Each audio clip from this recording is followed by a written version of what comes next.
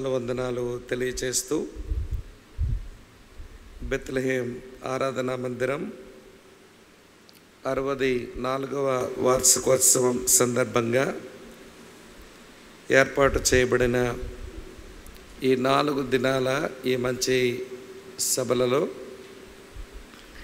2 దినాలు మీతో కలిసి ఉండి దేవుని వాక్యంతో మీకు పరిచర్య చేసే అవకాశం నాకును ప్రసాదించిన దేవునికి కృతజ్ఞతలు తెలియచేస్తూ ప్రేమతో నన్ను ఆహ్వానించిన దేవుని సేవకులు అన్న గమలేలు గారికి సంఘమైన మీకును నా వందనాలు తెలియచేస్తూ ఉన్నాను. మరి నాతో కలిసి మరి ఈ స్థలంలో ప్రభు యొక్క పరిచర్య చేయడానికి మరి వచ్చిన అన్న సుధాకర్ బాబు గారికి కూడా నేను వందనాలు చెల్లిస్తూ వారితో కలిసి కొంత సమయం సావాసం కలిగి ఉండడానికి అనేకమైన వాక్య సేవా తలంపులు పంచుకోవడానికి కూడా ఒక మంచి తరుణం నాకు అనుగ్రహించబడింది. అందుకై నేను ప్రభువుని స్తుతిస్తూ ఉన్నాను. చక్కని పాటలు మనకు సమకూర్చి మన చేతిలో పెట్టబడ్డాయి. ఆ పాటల్లోని మాటలు ధ్యానిస్తూనే మన ఆధ్యాత్మిక జీవితాన్ని మేల్కొల్పుకోవలసిన ఒక మంచి తరుణం ప్రభు మనందరకు దయచేశాడు అని నమ్మి పాటల సమయం కూడా క్రైస్తవ కార్యక్రమాలలో ప్రాముఖ్యమైనవే అని ఎంచి మనం పాటలకే వచ్చి పాడి నేర్చుకుని ఆ పాటల్లో ఉన్న మాటలు అవి దేవుని వాక్యమే గనుక వాటిని కూడా గౌరవించి మనం నేర్చుకోవలసిన విషయాలు నేర్చుకుందాం. మరి అన్న సుధాకర్ బాబు గారు కొన్ని పాటలు నేర్పిస్తారు అని నేను ముందుగానే విన్నాను. ఆల్రెడీ ఇప్పుడు 1-2 పాటలు మనకు నేర్పించారు, పాడి వినిపించారు. ఈ సమయం కూడా అర్థవంతంగా మనం ఉపయోగించుకుందాం. ఇక మనం కాలయాపన చేయకుండా దేవుని వాక్యం చదువుకొని నేరుగా దేవుని వాక్యాన్ని మనం ధ్యానం చేస్తాం. అపోస్తలుడైన యోహాను తాను వ్రాసిన మొదటి పత్రిక 2వ అధ్యాయం 18వ వచనం. యోహాను రాసిన మొదటి పత్రిక 2వ అధ్యాయం 18వ వచనం. చిన్న పిల్లలారా, ఇది కడవరి గడియ, క్రీస్తు విరోధి వచ్చునని వింటారు కదా. ఇప్పుడునూ అనేకులైన క్రీస్తు విరోధులు బయలుదేరి ఉన్నారు. ఇది కడవరి గడియ అని దీని చేత తెలుసుకొనుచున్నాము. ఇది కడవరి గడియ. మరో స్థలంలో ఒక 6 వచనాలు మనం మార్చి చదువుదాం. నేను ఒక వచనం చదువుతాను, దయచేసి మీరు ఒక వచనం చదవండి. సావధానంగా స్పష్టంగా నెమ్మదిగా చదవాలని కోరుతా ఉన్నాను. యోహాను సువార్త 14వ అధ్యాయం. యోహాను సువార్త 14వ అధ్యాయం మొదటి 6 వచనాలు. మీ హృదయమును కలవరపడనీయకుడి, దేవుని యందు విశ్వాసముంచుచున్నారు, నా యందును విశ్వాసముంచుడి.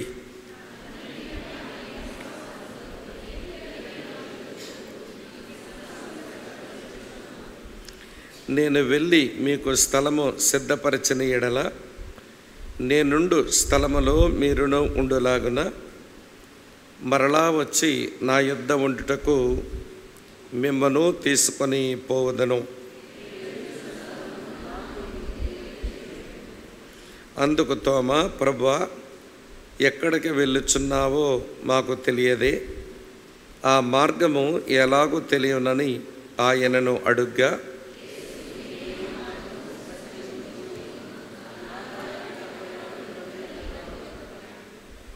ప్రార్థన చేసుకుందాం. ప్రేమ కలిగిన మా ప్రియమైన మా పరలోకపు తండ్రి, నిన్న నేడు నిరంతరం ఏకరీతిగా ఉన్న దేవుడవు, కరుణా సంపన్నుడవైన నిన్ను నీ పిల్లలంగా నీ మందిరమందు చేరి నిన్ను స్తుతించి ఆరాధించి నీ పాదముల యొద్ద కూర్చొని నీ మాటలు వినే తరుణం మాకందరకు మీరు అనుగ్రహించినందుకు మీకు వందనాలు చెల్లిస్తూ, స్థానిక బెత్లెహేమును మీరు ప్రేమించి ఈ 64 సంవత్సరాలు ఈ పరిచర్యకు, సేవకునకు, వారి కుటుంబాలకు, ఈ సంఘమునకు చెందిన కుటుంబాలకు, ప్రియులకు మీరు ఎబెనెజరవై సహాయపడుతూ వచ్చిన దేవుడవు, మిమ్మలను మా హృదయపూర్వకంగా స్తుతించి ఆరాధిస్తూ, ఈ రోజున ఈ సంఘం ఈ కావలి పట్టణంలో ఏమై ఉన్నదో అది కేవలం నీ కృపచేతనే గనక మీకు కృతజ్ఞతలు చెల్లించుకుంటూ, ఇంకా ఈ పరిచర్య మీద మీ కనుదృష్టి ఉంది గనక ఈ పరిచర్యకు మీరు సిద్ధం చేసి ఉంచిన భవిష్యత్తు కొరకు ప్రార్థించుకుంటూ, కొంత మేల్కొల్పు నొందుటకై మీరు మాకు అనుగ్రహించిన ఈ మంచి కూడికలకై మిమ్మల్ని మా మనసారా స్తుతిస్తూ ఉన్నాం. ఈ ఆధ్యాత్మిక మేల్కొలుపు, ఈ 4 దినాలు మా ముందుకు వచ్చిన పాటలు, మా ముందుకు వచ్చిన సందేశాలు, మాకు వినబడుతున్నటువంటి అనేక ఉదాహరణలు అన్నీ మమ్మల్ని పురుగొల్పునట్లు మేల్కొల్పునట్లు వాడుకునమని నీ దాసులంగా నీ ప్రజల ముందు నిలబడి నీ ప్రజలకు పరిచర్య చేస్తూ ఉన్నప్పుడు నీ ఆత్మ సంచారం మందిరములో మా ప్రజల మధ్య మీరు వంచమని వేడుకుంటూ, మేము ఈ స్థలానికి మనుషుల మాటలు వినడానికి రాలేదు ప్రభువా, నీ మాటలు వినడానికి మేము చేరి వచ్చాం. మా అక్కర కొలది మా అవసరమును బట్టి మీరే మాతో ముచ్చటించి మా జీవితాలను మార్చి రూపాంతరపరిచి మిట్టకు మమ్మల్ని అందరినీ నీ ప్రియకుమారుడైన యేసుక్రీస్తు వారి యొక్క సారూప్యములోనికి మీరే మలచమని మమ్మల్ని మేము అప్పగించుకుంటూ, నీ స్వరం వినడానికి సంసిద్ధులమై మేము నీ వైపు చూస్తున్నాము. మాతో మాట్లాడము. బలహీనుడను, నీ పక్షంగా నిలబడ్డాను. ఈ స్థలము నీది. నేను మాట్లాడే మాటలు నీ వాక్యం. నా ముందు కూర్చున్న వారు నీ ప్రజలు, నేనును నీ సేవకుడను. ప్రభువా, కనుకరించి మా మధ్య మీ కృపాకార్యం చేయమని యేసుక్రీస్తు వారి యొక్క ప్రశస్త నామంలోనే స్తోత్రాలు చెల్లించి అడిగి వేడుకొని ప్రార్థిస్తున్నాము తండ్రి. Amen, amen, amen. ప్రభునందు ప్రియ సహోదర సహోదరులారా, పరిశుద్ధ గ్రంథమైన ఈ బైబిల్లో 2 విలాప వాక్యాల పుస్తకాలు ఉన్నాయట. కానీ విలాప వాక్యాలు అన్న పేరున్న పుస్తకం నేరుగా మనకి ఒకటే కనబడుతుంది. మరో పుస్తకం దానికి విలాప వాక్యాలు అన్న పేరు లేదు. కానీ ఆ పుస్తకంలో రాయబడిన మాటలన్నీ చదివిన తర్వాత బైబిల్ పండితులు తేల్చిన మాట ఏమిటి అంటే, ఆ పుస్తకం కూడా విలాప వాక్యాలు లాంటిదే అని. పాత నిబంధనలో విలాప వాక్యాలు దైవజనుడైనటువంటి ఇర్మియాతో వ్రాయబడ్డాయి. దేవుని ప్రజలైన ఆనాటి యూదులు దేవుడు ఆశించిన స్థాయిలో జీవించక, ఒకవైపు దేవుడు కావాలి, మరోవైపు విగ్రహాలు కావాలి అన్నట్టుగా వారు ఆధ్యాత్మిక వ్యభిచారం చేస్తూ వారు పాడైపోయారు. అలాగనే వారు దేవుడు వారికి అనుగ్రహించిన ధాన్య ద్రాక్షారస తైలములు అది దేవునికి అర్పించటం మాని బయలుదేవతకు వారు అర్పిస్తూ వారు విశ్వాసఘాతకులుగా మారిపోయారు. ఒకవైపు వ్యభిచారం, మరోవైపు విశ్వాసఘాతకత్వం. ఈ రెండు చాలవన్నట్టు వారు ఆచరించవలసిన పండగలు పబ్బాలు వచ్చినప్పుడు దినములు పాటిస్తున్నారు, మాసాలు పాటిస్తున్నారు, పండగలు చేసుకుంటున్నారు. కానీ వారి హృదయాలు దేవునికి చాలా దూరంగా ఉంటున్నాయి. ఆ కారణం చేత వారు వేషధారులుగా కనబడుతున్నారు. ఈ 3 పాపాలు ఆనాటి యూదుల్లో చాలా భయంకరంగా కనబడుతున్న పాపాలు: వ్యభిచారం, విశ్వాసఘాతుకత్వం, వేషధారణ. ఈ పాపములను బట్టి దేవుని యొద్ద నుంచి వారికి వస్తూ ఉన్న ఆయన కోపం, ఆయన క్రమశిక్షణ, ఇవన్నీ ఎరిగినటువంటి దైవజనుడైన యిర్మీయా ఆ పరిస్థితులను చూస్తూ ఏడవవలసి వస్తున్నది. ఆయన ఏడుపు గురించి ఆయనే లేఖనములో వ్రాశాడు. నా తల జలమయమైపోయింది, నా కన్ను కన్నీటి ఊటగా మారిపోయింది, నా చెక్కిళ్ళు కాలువలుగా మారిపోయినాయి. నేను దేని చేత దుఃఖోపశాంతి నొందుదును, నేను చాటుకు పోయి ఏడ్చుకుందును అని దేవుని ప్రజల యొక్క స్థితిగతులను చూసి చాలా విలపించి ఆయన విలాపవాక్యాలు రాశాడు. ఇది పాత నిబంధన విలాపవాక్యాల గ్రంథం. అయితే బైబిల్ వ్యాఖ్యానకర్తల అభిప్రాయంలో నూతన నిబంధనలో కూడా ఒక విలాపవాక్యాలు ఉన్నాయి. ఆ విలాపవాక్యాలు ఉన్న పుస్తకం అపోస్తలుడైన యోహాను రాసినటువంటి మొదటి పత్రిక. మరి దీన్ని విలాపవాక్యాలు అని ఎందుకన్నారు అంటే, ఈ పుస్తకం యోహాను చేత వ్రాయబడే సమయానికి క్రైస్తవ సంఘం యొక్క వయసు 60 సంవత్సరాలు. అపోస్తలుడైన యోహాను యొక్క క్రైస్తవ వయసు 60 సంవత్సరాలు. కానీ అపోస్తలుడైన యోహాను యొక్క సహజ వయసు 90 సంవత్సరాలు. 30 సంవత్సరాల యవనస్తునిగా ప్రభు సువార్తను విని ప్రభువుని వెంబడించి క్రైస్తవుడుగా, శిష్యుడుగా, అపోస్తలుడుగా తాను పరిచర్య చేస్తూ ఉన్న క్రమంలో 60 సంవత్సరాల తన క్రైస్తవ వయసు, 60 సంవత్సరాల క్రైస్తవ సంఘం యొక్క వయసు. ఈ సంఘమును చూస్తూ ఉన్నప్పుడు యోహాను కూడా విలపించి వచ్చే పరిస్థితులు సంఘములో కనబడుతున్నాయి. అందుకనే తాను ఈ మొదటి పత్రిక రాసినప్పుడు నేను ఎందుకు ఇది రాయవలసి వచ్చిందో ఆయన పత్రికలోనే కారణాలు ఆయనే వ్రాశాడు. ఇది భలే ఆశ్చర్యం అనిపిస్తుంది. 90 సంవత్సరాలు పైబడిన ముసలివాడు ఈ 5 అధ్యాయాల్లో ఉన్న ఇన్ని వచనాలు వ్రాసి క్రైస్తవ సంఘమునకు అందించడం, అది ఈ తరం వారితో పోలిస్తే ఆశ్చర్యమే. ఈ రోజుల్లో ఒక ఉత్తరం రాయడానికి మనకు శరీరం సహకరించక సెల్ ఫోన్లో ఒక చిన్న లైన్ ఎస్ఎంఎస్లు కొట్టడం మనకు అలవాటైపోయింది. ఉత్తరాలు రాసి హృదయాన్ని పంచుకొని, ప్రేమను పంచుకొని, ప్రియులారా, అలాగ సావాసం కలిగి ఉండే, సంబంధాలు కలిగి ఉండే రోజులు ఈ తరానికి అవి కొదువైపోయినాయి. ఈ ఎస్ఎంఎస్లు రాసినప్పుడు కూడా పూర్తిగా మాటలు రాయరు, అంతా షార్ట్కట్టే.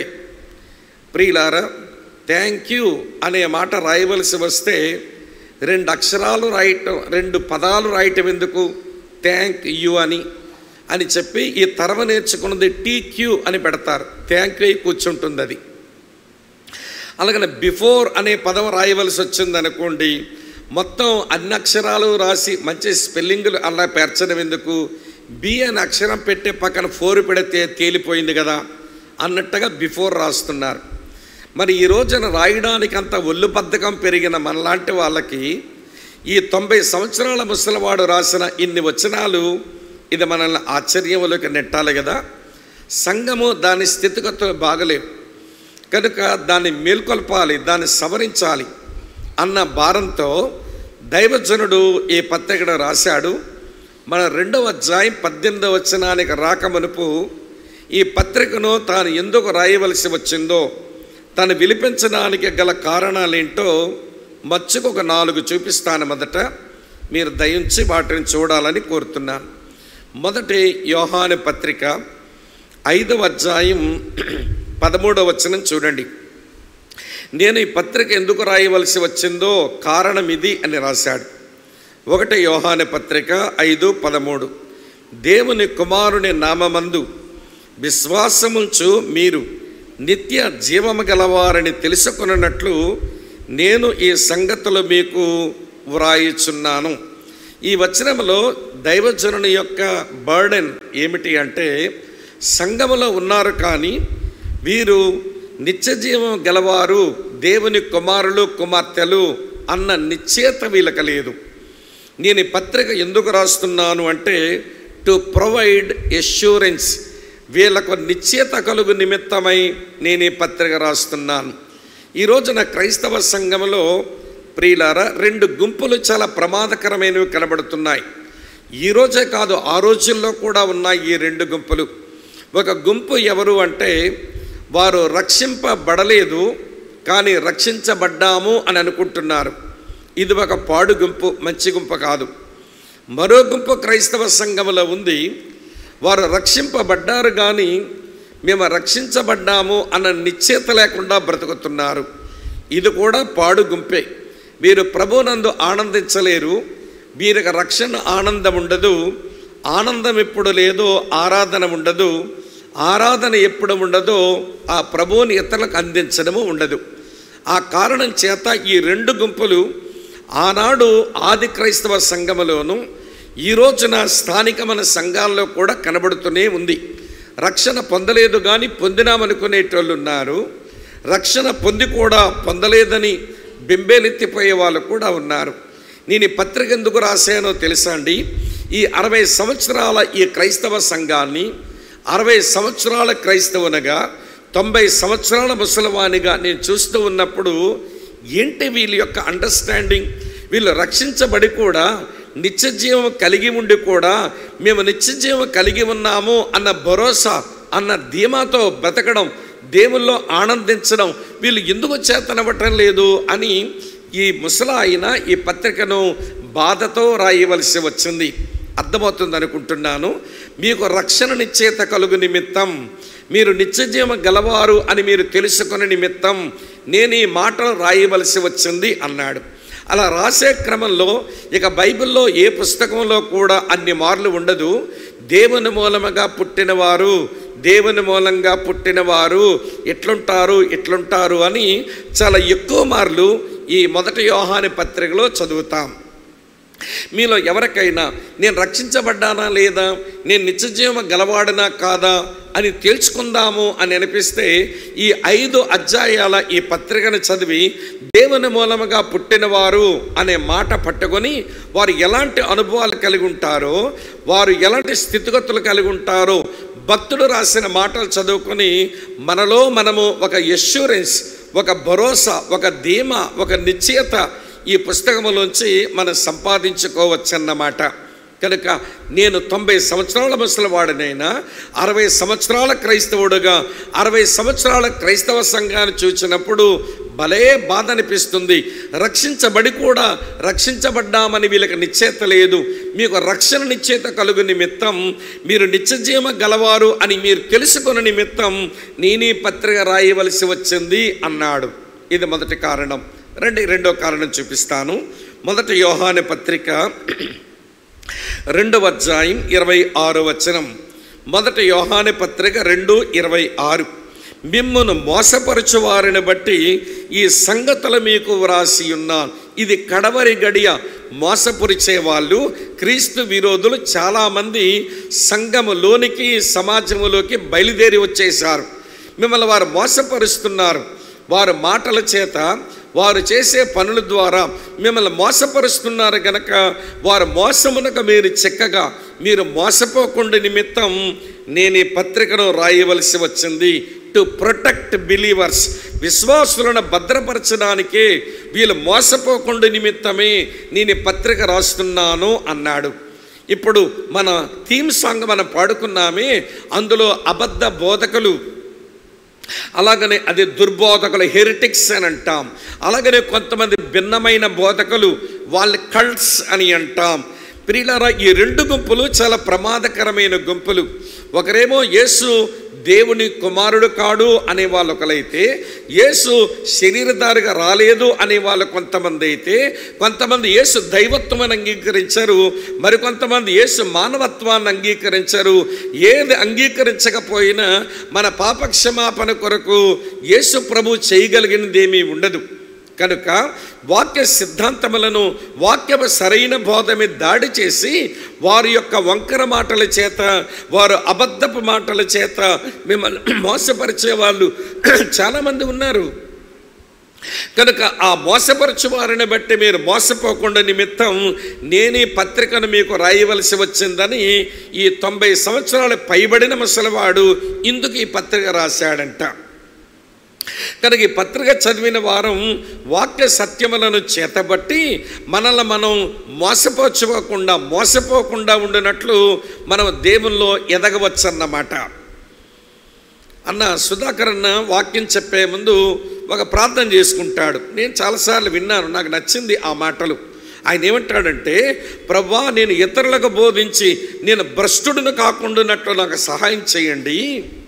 మరి నా దగ్గర నుంచి బోధ విని వీళ్ళు మోసపోకుండా వీరికి సహాయం చేయండి.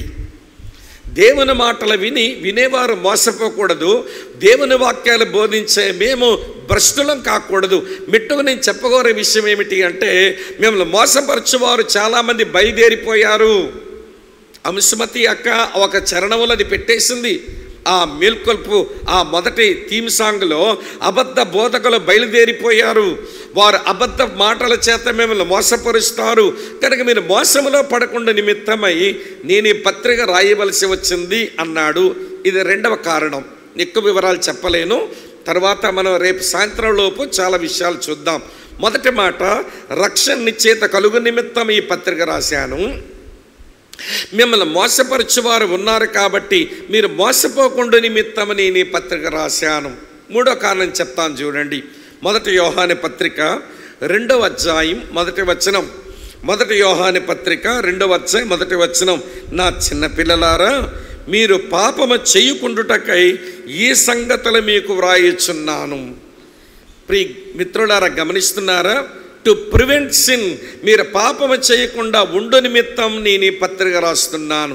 రక్షించబడిన దేవుని పిల్లలు వారి ఆధ్యాత్మిక జీవితంలో మేము పాపం లేనివారము అని ఇప్పుడు అనుకోకూడదు. మీరు రక్షించబడిన మీ లోపల మీ ప్రాచీన స్వభావం, మనందరి లోపల మన ప్రాచీన స్వభావం నిలిచి ఉంది గనక మేము పాపము లేనివారము అని మనం చెప్పుకోకూడదు. అలా చెప్పుకుంటే మనల్ని మనమే మోసపుచ్చుకున్న వాళ్ళం అయిపోతాంట. చూడండి, మొదటి అధ్యాయం 8వ వచనంలో ఆ మాట ఉంటుంది. మనం పాపము లేని వారమని చెప్పుకుని ఎడల మనమే మోసపుచ్చుకుందము, మనలో సత్యం ఉండదు అన్నాడు. అలాగనే ప్రియమిత్రులారా, నేను పాపం చేయలేదు అని కూడా నువ్వు చెప్పొద్దు. నీకు తెలుసో నీకు తెలియకో, నువ్వు ఎరిగో నువ్వు ఎరగకో, నీ బలహీనతో నీ బలము ఏదో ఒక కారణం చేత నీ జీవితంలో పాపం చేసే ఆ బలహీనమైన గడియలు వస్తాయి. నేనేం పాపం చేయలేదండి అని, రక్షించబడ్డాను కనుక నేనేమీ పాపం చేయలేదు అని అతి పరిశుద్ధుల వేషం వేసేసుకోకండి. మీరు అతి పరిశుద్ధుల వేషం వేసేసుకోకండి. పాపము అకస్మాత్తుగా చేసే పరిస్థితులు దేవుని పిల్లలు సంభవిస్తాయి. ఒకవేళ నేను ఏ పాపము చేయలేదని మీరు అనుకుంటే దేవుణ్ణి మీరు అబద్ధకునుగా చేసిన వారు అవుతారు. ఆయన వాక్యం మీలో ఉండదు అన్నాడు భక్తుడు. చూడండి, ఇక్కడే చదువుతాను. మొదటి పత్రిక 1వ అధ్యాయం పైన 10వ వచనం చూడండి. మనం పాపము చెయ్యలేదని చెప్పుకుని ఎడల ఆయనను దేవుణ్ణి అబద్ధకునుగా చెయ్యవారమగుదము, మరియు ఆయన వాక్యం మనలో ఉండదు. నాలో పాపం లేదు అనే మాట మంచిది కాదు, నేను పాపం చెయ్యలేదు అనే మాట మంచిది కాదు. రక్షించబడిన దేవుని పిల్లలు అకస్మాత్తుగా ఏదో ఒక పాపంలో పడే అవకాశం ఉంది. యాక్సిడెంటల్గా వీరు పాపం చేస్తారు కానీ హ్యాబిట్గా పాపం చెయ్యరు. అలవాటుగా పాపాలు చేసుకుంటూ పోరు. ఇక్కడ యోహాన్ అంటున్నాడు, నేను ఈ పత్రికను ఎందుకు రాశానో తెలుసా?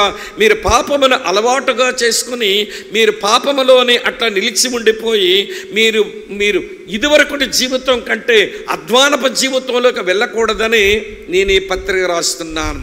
కొంతమంది రక్షించబడ్డాము అంటారు కానీ వారి జీవితంలో 2 పేతురు 2:22 కనబడుతుంది. వారు రక్షించబడ్డామంటారు కానీ వారి జీవితంలో 2 పేతురు 2:22 కనబడుతుంది. ఏమంటారా ఆ వచనం? కక్కిన దానికే తిరిగిన కుక్కల మాదిరి, కడగబడిన పంది మళ్ళీ బురదలోకి పోయిన చందమలాగా కొంతమంది ఆధ్యాత్మిక జీవితాలు ప్రభుదారు రాకమనుపు ఎట్లా ఉంటారో ప్రభుదారు వచ్చిన తర్వాత కూడా అలానే ఉన్నారు. అంటే వీళ్ళు పాపమును అలవాటుగా చేసుకుని బ్రతుకుతున్నారన్నమాట. యాక్సిడెంటల్గా నీ జీవితంలో పాపం తలెత్తవచ్చేమో కానీ హ్యాబిచువల్గా అలవాటుగా నువ్వు పాపంలో ఉండకూడదు. అందుకని యోహాన్ అంటాడు, ఈ పత్రికను నేను ఎందుకు రాస్తున్నానంటే మీరు అలాగ పాపం చేయకుండా ఉండుటకై నేను ఈ పత్రిక మీకు రాయవలసి వచ్చింది. అమ్మ వింటున్నారు కదూ? మీకు రక్షణనిచ్చేత కలుగు నిమిత్తం ఈ పత్రిక రాశాను. మిమ్మల్ని మోసపరచువారు ఉన్నారు కాబట్టి ఈ పత్రిక రాశాను. మీరు పాపం చేయకుండా ఉండు నిమిత్తం ఈ పత్రిక రాశాను. 3 కారణాలు చూపించా. 4వ కారణం చూపిస్తాను రండి. 4వ కారణం మొదటి పత్రిక 1వ అధ్యాయం 4వ వచనంలో ఇలా రాసి ఉంది, మన సంతోషం పరిపూర్ణమౌటకై మేము ఈ సంగతులు వ్రాయిచున్నాము. ఈ వచనం అంటాడు, టు ప్రమోట్ జాయ్, మీలో సంతోషం కలగాలి అని నేను ఈ పత్రిక రాస్తున్నాను అన్నాడు. క్రీస్తునందు ప్రియమైన సహోదరి సహోదరులారా, క్రైస్తవ భక్తి ఏమిటి అంటే దేవుడు మనలో సంపూర్ణంగా ఆనందించగలగాలి, మనము దేవునిలో సంపూర్ణంగా ఆనందించగలగాలి. అప్పుడు మన భక్తి పరిపూర్ణమైనట్టు లెక్క. నీలో దేవుడు సంతోషించలేకపోయినా, నేను దేవునిలో సంతోషించలేకపోయినా మన భక్తి చాలా అరకొరగా ఉందన్నమాట. అరకొర అంటే చాలని భక్తి అన్నమాట. ఈ రోజున చాలామందిలో దేవుడు ఆనందించలేడా అన్నట్టుగా బ్రతుకుతారు. మరికొంతమందికి ఏమో దేవునిలో ఆనందించడమే చేత కాదు. మరి ఎట్లా మీరు దేవుని పిల్లలైనారు? ఎలాగ మీరు సంఘములో మీరు సభ్యులయ్యారు? నేను 60 సంవత్సరాలుగా ఒక క్రైస్తవ సేవకునిగా బ్రతికి ఉండి ఈ 66 సంవత్సరాల ఈ సంఘం నేను చూస్తున్నప్పుడు చాలా బాధేస్తుంది నాకు. మీలో కొంతమందికి రక్షణ ఇచ్చేతలేదు, మీలో కొంతమంది క్రీస్తు విరోధి అబద్ధ బోధకులతో మీరు మోసపోతున్నారు, మీలో కొంతమంది అలవాటుగా పాపం చేస్తున్నారు, మీలో కొంతమంది దేవుల్లో ఆనందించలేకపోతున్నారు. అందుకు నేను కూడా ఏడుస్తున్నా. యిర్మీయా యూదుల కొరకు ఏడ్చినట్లు అపోస్తలుడైన యోహాను క్రైస్తవ సంగమ కొరకు విలపించి వ్రాసిన గంభీరమైనటువంటి వాక్య సత్యాలలో ప్రియులారా, ఈ సంవత్సరం 64వ వార్షికోత్సవానికి దేవుడిచ్చిన మంచి పదం కడవరి గడియ. మీరంతా ఇక్కడే ఉన్నారా? అర్థమవుతుంది నేను చెప్పే మాట. ప్రియులారా, ఈ 64 వార్షికోత్సవ సందర్భంగా దేవుడు మనకు అనుగ్రహించిన మంచి పదము ఇది కడవరి గడియ. యోహాను భాషలో కడవరి గడియ అన్నాడు. అపోస్తలుడైనటువంటి పేతురు భాషలో అన్నిటి అంతము సమీపించి ఉంది అన్నాడు. అన్నిటి అంతం అన్నాడు ఆయన. అపోస్తలుడైన పౌలు భాషలో అంత్యకాలముల యందు అనే మాట ఉపయోగించాడు. ఏమిటి కడవరి గడియ? ఏమిటి అన్నిటి అంతం? ఏమిటి అంత్యకాలం? ఈ నేపథ్యంలో మనం ఏమి నేర్చుకోవలసి ఉందో నేను సావధానంగా చెప్తాను. మీరు వింటూ ఆలోచిస్తూ ఏది అన్వయించుకోవడానికి అవకాశం ఉందో దేవుని ఆత్మ మీతో మాట్లాడుతున్నాడో దాన్ని మీరు తీసుకొని మీరు మీ జీవితంలోకి అప్లై చేసుకోవాలని నేను కోరుతా ఉన్నాను. ఇప్పుడు చెప్తాను వినండి. ఏమిటి కడవరి గడియ? ఏమిటి అన్నిటి అంతము? ఏమిటి అంత్యకాలాలు అనంటే ఇది తెలియాలి అంటే కొన్ని విషయాలు నేపథ్యం మనకు తెలియాలి. మనం ఏ దేవుణ్ణైతే ఆరాధిస్తున్నామో ఆ దేవుడు కాలాలకు సమయాలకు ఆయన ఎన్నడూ బానిస కాడు. కాలము సమయం మీద ఆయన యజమానే కానీ ఆయన ఎప్పుడూ దానికి బంధితుడు కాదు. కానీ మానవ మాత్రులమైన మనం కాలానికి సమయానికి మనం బానిసలం. అందుకే అప్పుడప్పుడు ఇలా వాచ్ చూసుకోవలసి వస్తుంది. సమయం మన మీద ఏలుబడి చేస్తుంది. నెలవగానే మన ఇంట్లో ఉన్న క్యాలెండర్ ఒక పేజీ తిప్పుకోవలసి వస్తుంది. ఎందుకనంటే కాలము మన మీద ఏలుబడి చేస్తుంది. సంవత్సరం అయిపోయిన తర్వాత ఆ పాత క్యాలెండర్ కూడా తీసి పడేసి ఒక కొత్త క్యాలెండర్ తెచ్చుకోవలసి వస్తుంది. ఏమిటిదంతా అంటే కాలము సమయము మన మీద ఏలుబడి చేస్తున్నాయి. కానీ మనం నమ్మిన దేవుడు మన కొరకు ఈ లోకమునకు వచ్చి సిలువలో ప్రాణం పెట్టిన మన ప్రభు కాలానికి సమయానికి ఆయన బంధితుడు కాదు. కానీ కాలానికి సమయానికి ఎంత విలువనిస్తాడో ఆ లేఖనాలు చదివితే మనకు అర్థమవుతుంది. కాలానికి సమయానికి బంధితుడు, బానిస కాని దేవుడు కాలాన్ని సమయాన్ని గౌరవించి ప్రియులారా ఆయన ప్రతిదీ ఆయన ఒక నిర్ణయ కాలం, ఒక టైం టేబుల్ వేసుకుని పనులు చేసినట్లుగా లేఖనాల్లో కనబడుతుంది. అందుకే సొలొమోను ఈ మాట చెప్పాడు. ప్రసంగి గ్రంథం 3వ అధ్యాయం చదువుతున్నాను చూడండి, 11వ వచనం. ఎక్కడి నుంచి వాక్య భాగాలు చూస్తూ ఉండాలి. ప్రసంగి గ్రంథం 3వ అధ్యాయం 11వ వచనం. దేని కాలమునందు అది చక్కగా ఉండునట్లు సమస్తమును ఆయన నియమించి ఉన్నాడు. కాలానికి అతీతుడైన దేవుడు, సమయం మీద ఏలుబడి చేస్తున్న దేవుడు కాలానికి సమయానికి గౌరవం ఇచ్చి దేని కాలమందు అది చక్కగా జరుగునట్లు ఆయన సమస్తమును ఆయన నియమించి ఉన్నాడు. అంటే ఆయన చపల చిత్తుడుగా, ఆయన పిచ్చివాడుగా ఏది పడితే అది, ఎలా పడితే అలాగా ఆయన చేసేవాడు కాదు.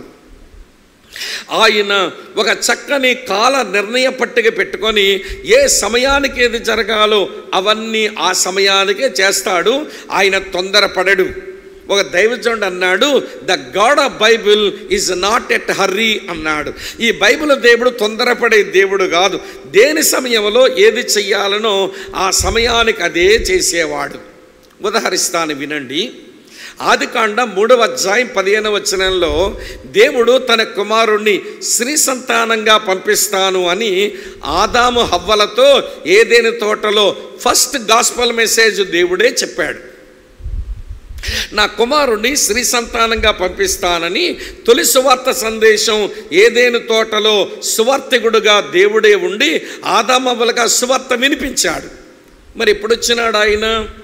పౌలు రాస్తాడు ఇట్లా, గలతీ పత్రిక 4వ అధ్యాయం 4వ వచనంలో ఆయన ఏమంటాడు తెలుసని, కాలము సంపూర్ణమైనప్పుడు దేవుడు తన కుమారుడి స్త్రీ సంతానముగా పంపించెను అని మనం చదువుతాం. అంటే ఎప్పుడో ప్లాన్ చేశాడు. ఆ ప్లాన్ యొక్క నెరవేర్పు ఎప్పుడో చేయడానికి నిర్ణయించుకున్నాడు. ఆ టైంలోనే చేశాడంతే ఆయన. ఆ ప్లాన్ ప్రకారం వచ్చిన దేవుని కుమారుడు 30 సంవత్సరాలు ఆయన మరుగున ఉండి సేవను ఆరంభించి మొట్టమొదటి వివాహానికి వచ్చాడు. వివాహానికి రాగానే అక్కడ ద్రాక్షారసం అయిపోయింది. మీకు ఆ పెళ్లి కథ బాగా తెలుసు. సరే, ద్రాక్షారసం అయిపోతే మరియ వచ్చింది, నాయన ద్రాక్షారసం అయిపోయింది, ఏదన్నా చేసి పెట్టు అంటే వాళ్ళ అమ్మగారితో మాట్లాడుతుంటారు ఆయన, అమ్మా నాతో నీకేం పని, నా సమయం ఇంకా రాలేదు, ఏ సమయంలో ఏది చెయ్యాలో నాకు బాగా తెలుసు, నా టైం ఇది కాదు. నేను అనుకుంటాను మరియ మనసులో ఉన్నది, నువ్వు దేవుని కుమారుడు అని నాకు తెలుసు, నీకు తెలుసు, నువ్వు ఒక అద్భుతం చేసేసి ఇప్పుడు చాలామంది పెళ్ళికి వచ్చినారు కాబట్టి ఒక అద్భుతం చేసి నువ్వు దేవుని కుమారుడుగా నిరూపించుకోరాదా అన్నట్టుగా నువ్వు ఏదైనా చెయ్యరాదా?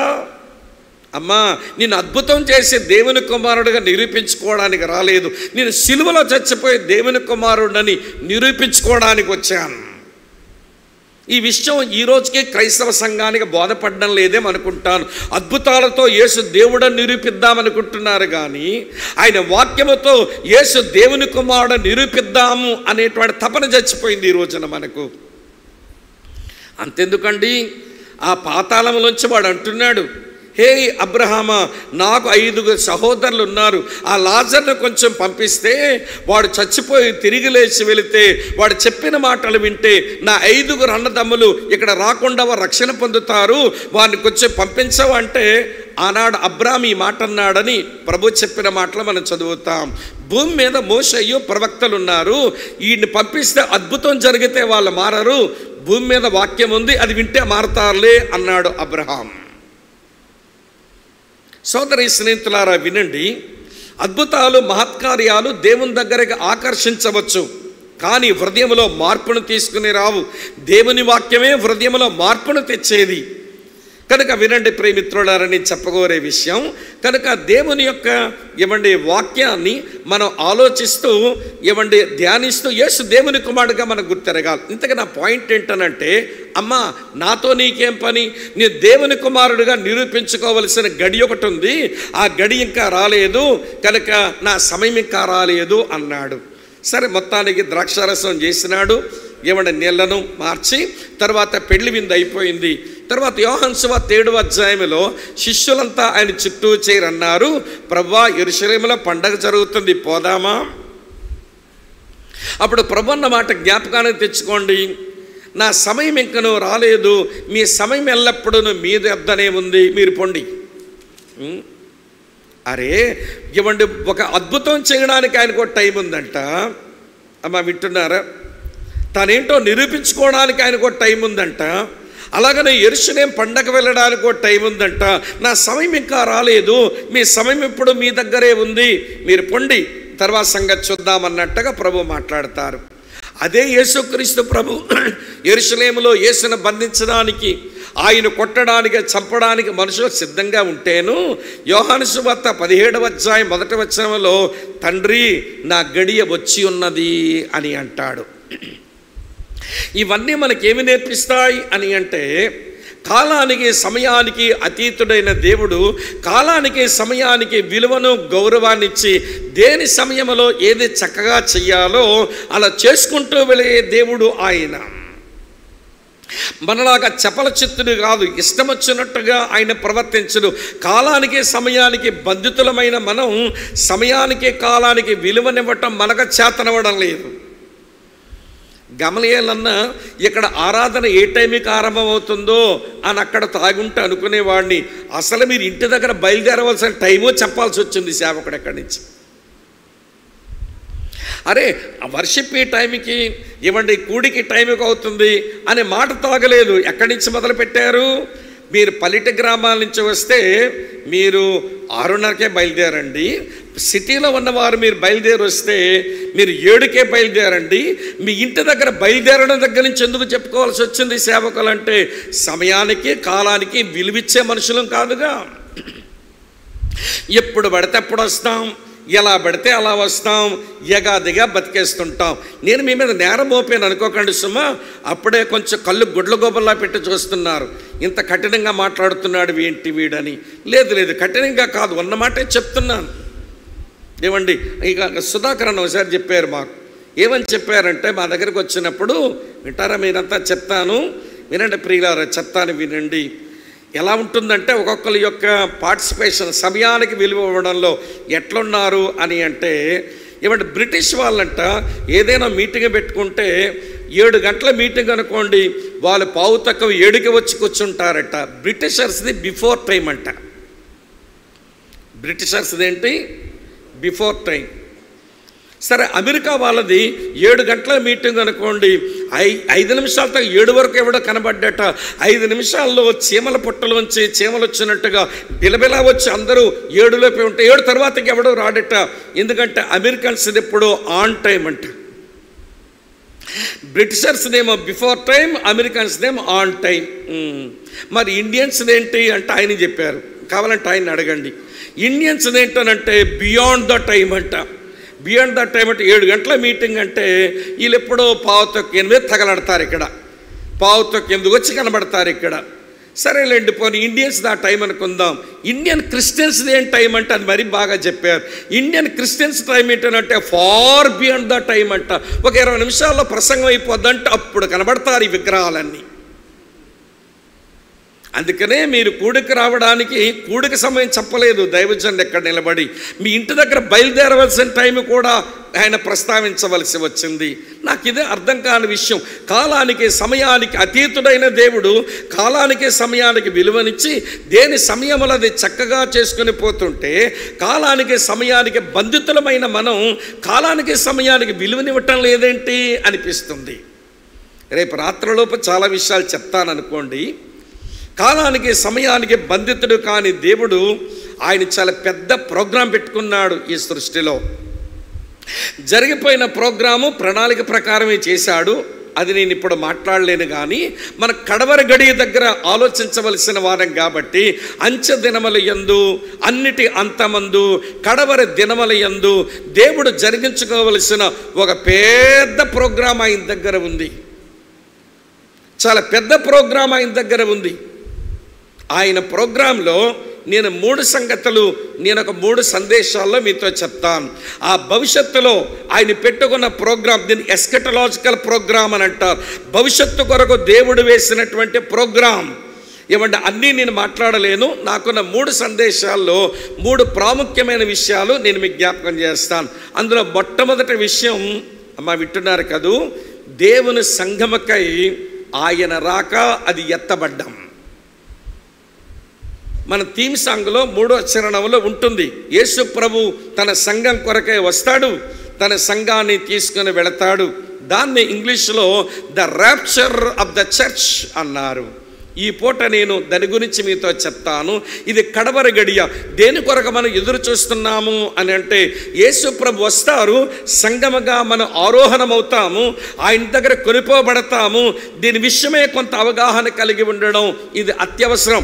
కాబట్టి ఈ పూట అది చెప్తాను. తర్వాత 2వ సంఘటన, అది కూడా కడవరి గడియలో ఉన్న మనం గుర్తెరగవలసిన మరో సంగతి ఏంటనంటే, దేవుని కుమారుడైన యేసుక్రీస్తు యొక్క న్యాయపీఠం. ఆ న్యాయపీఠం దగ్గర వెళ్ళి నిలబడవలసి ఉంటుంది మనమంతా.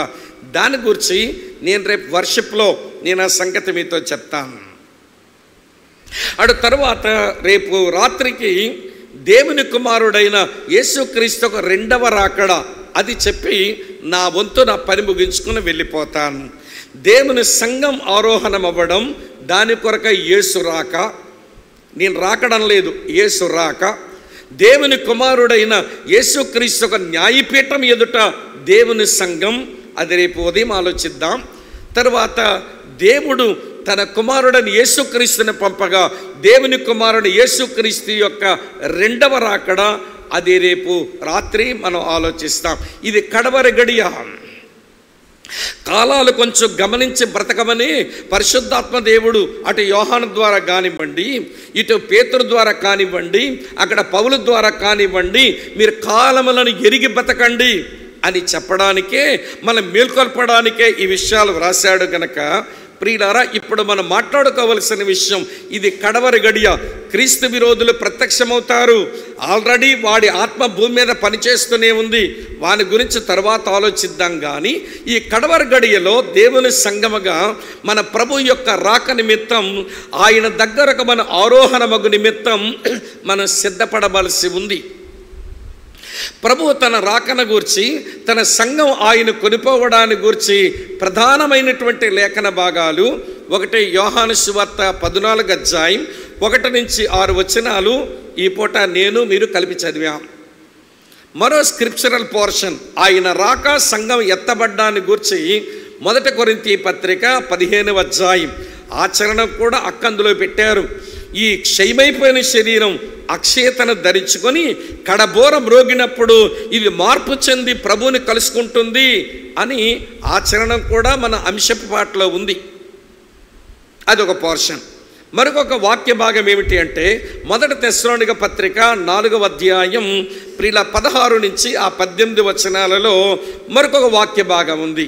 ఈ ప్రధానమైన వాక్య భాగాలు, ఇంకా చాలా వాక్యాలు ఉన్నాయి అనుకోండి, ఈ ప్రధానమైన 3 వాక్య భాగాలు ఏమి చెబుతున్నాయి అని అంటే, ప్రభు తన సంఘం నిమిత్తం వేంచేయబోతున్నాడు. సంఘం ఆయన దగ్గరికి ఆరోహణం కాబోతా ఉంది.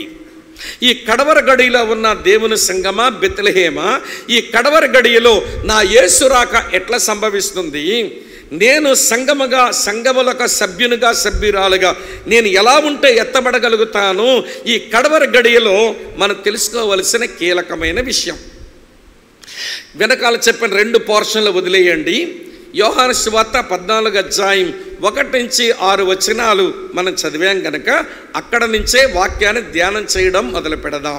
14వ అధ్యాయం 1వ వచనంలో యేసు ప్రభువారు ఇట్లన్నారు, మీ హృదయములను కలవరపడనీయకండి అన్నాడు. యోహాను సువార్త 14వ అధ్యాయం 1వ వచనం, మీ హృదయములను కలవరపడనీయొద్దు అన్నాడు. ఈ మీ హృదయములు కలవరపడనీయొద్దు అనే మాట తాను ఎందుకు చెప్పవలసి వచ్చింది అంటే, శిష్యుల హృదయాలు కలవరంతో నిండుకున్నాయి. దేని బట్టి వాళ్ళ హృదయాలకు కలవరం? సందర్భంలో చూస్తే 3 ప్రధానమైన కారణాలు ఆ శిష్యుల యొక్క హృదయాలను కలవరపరిచేస్తున్నాయి.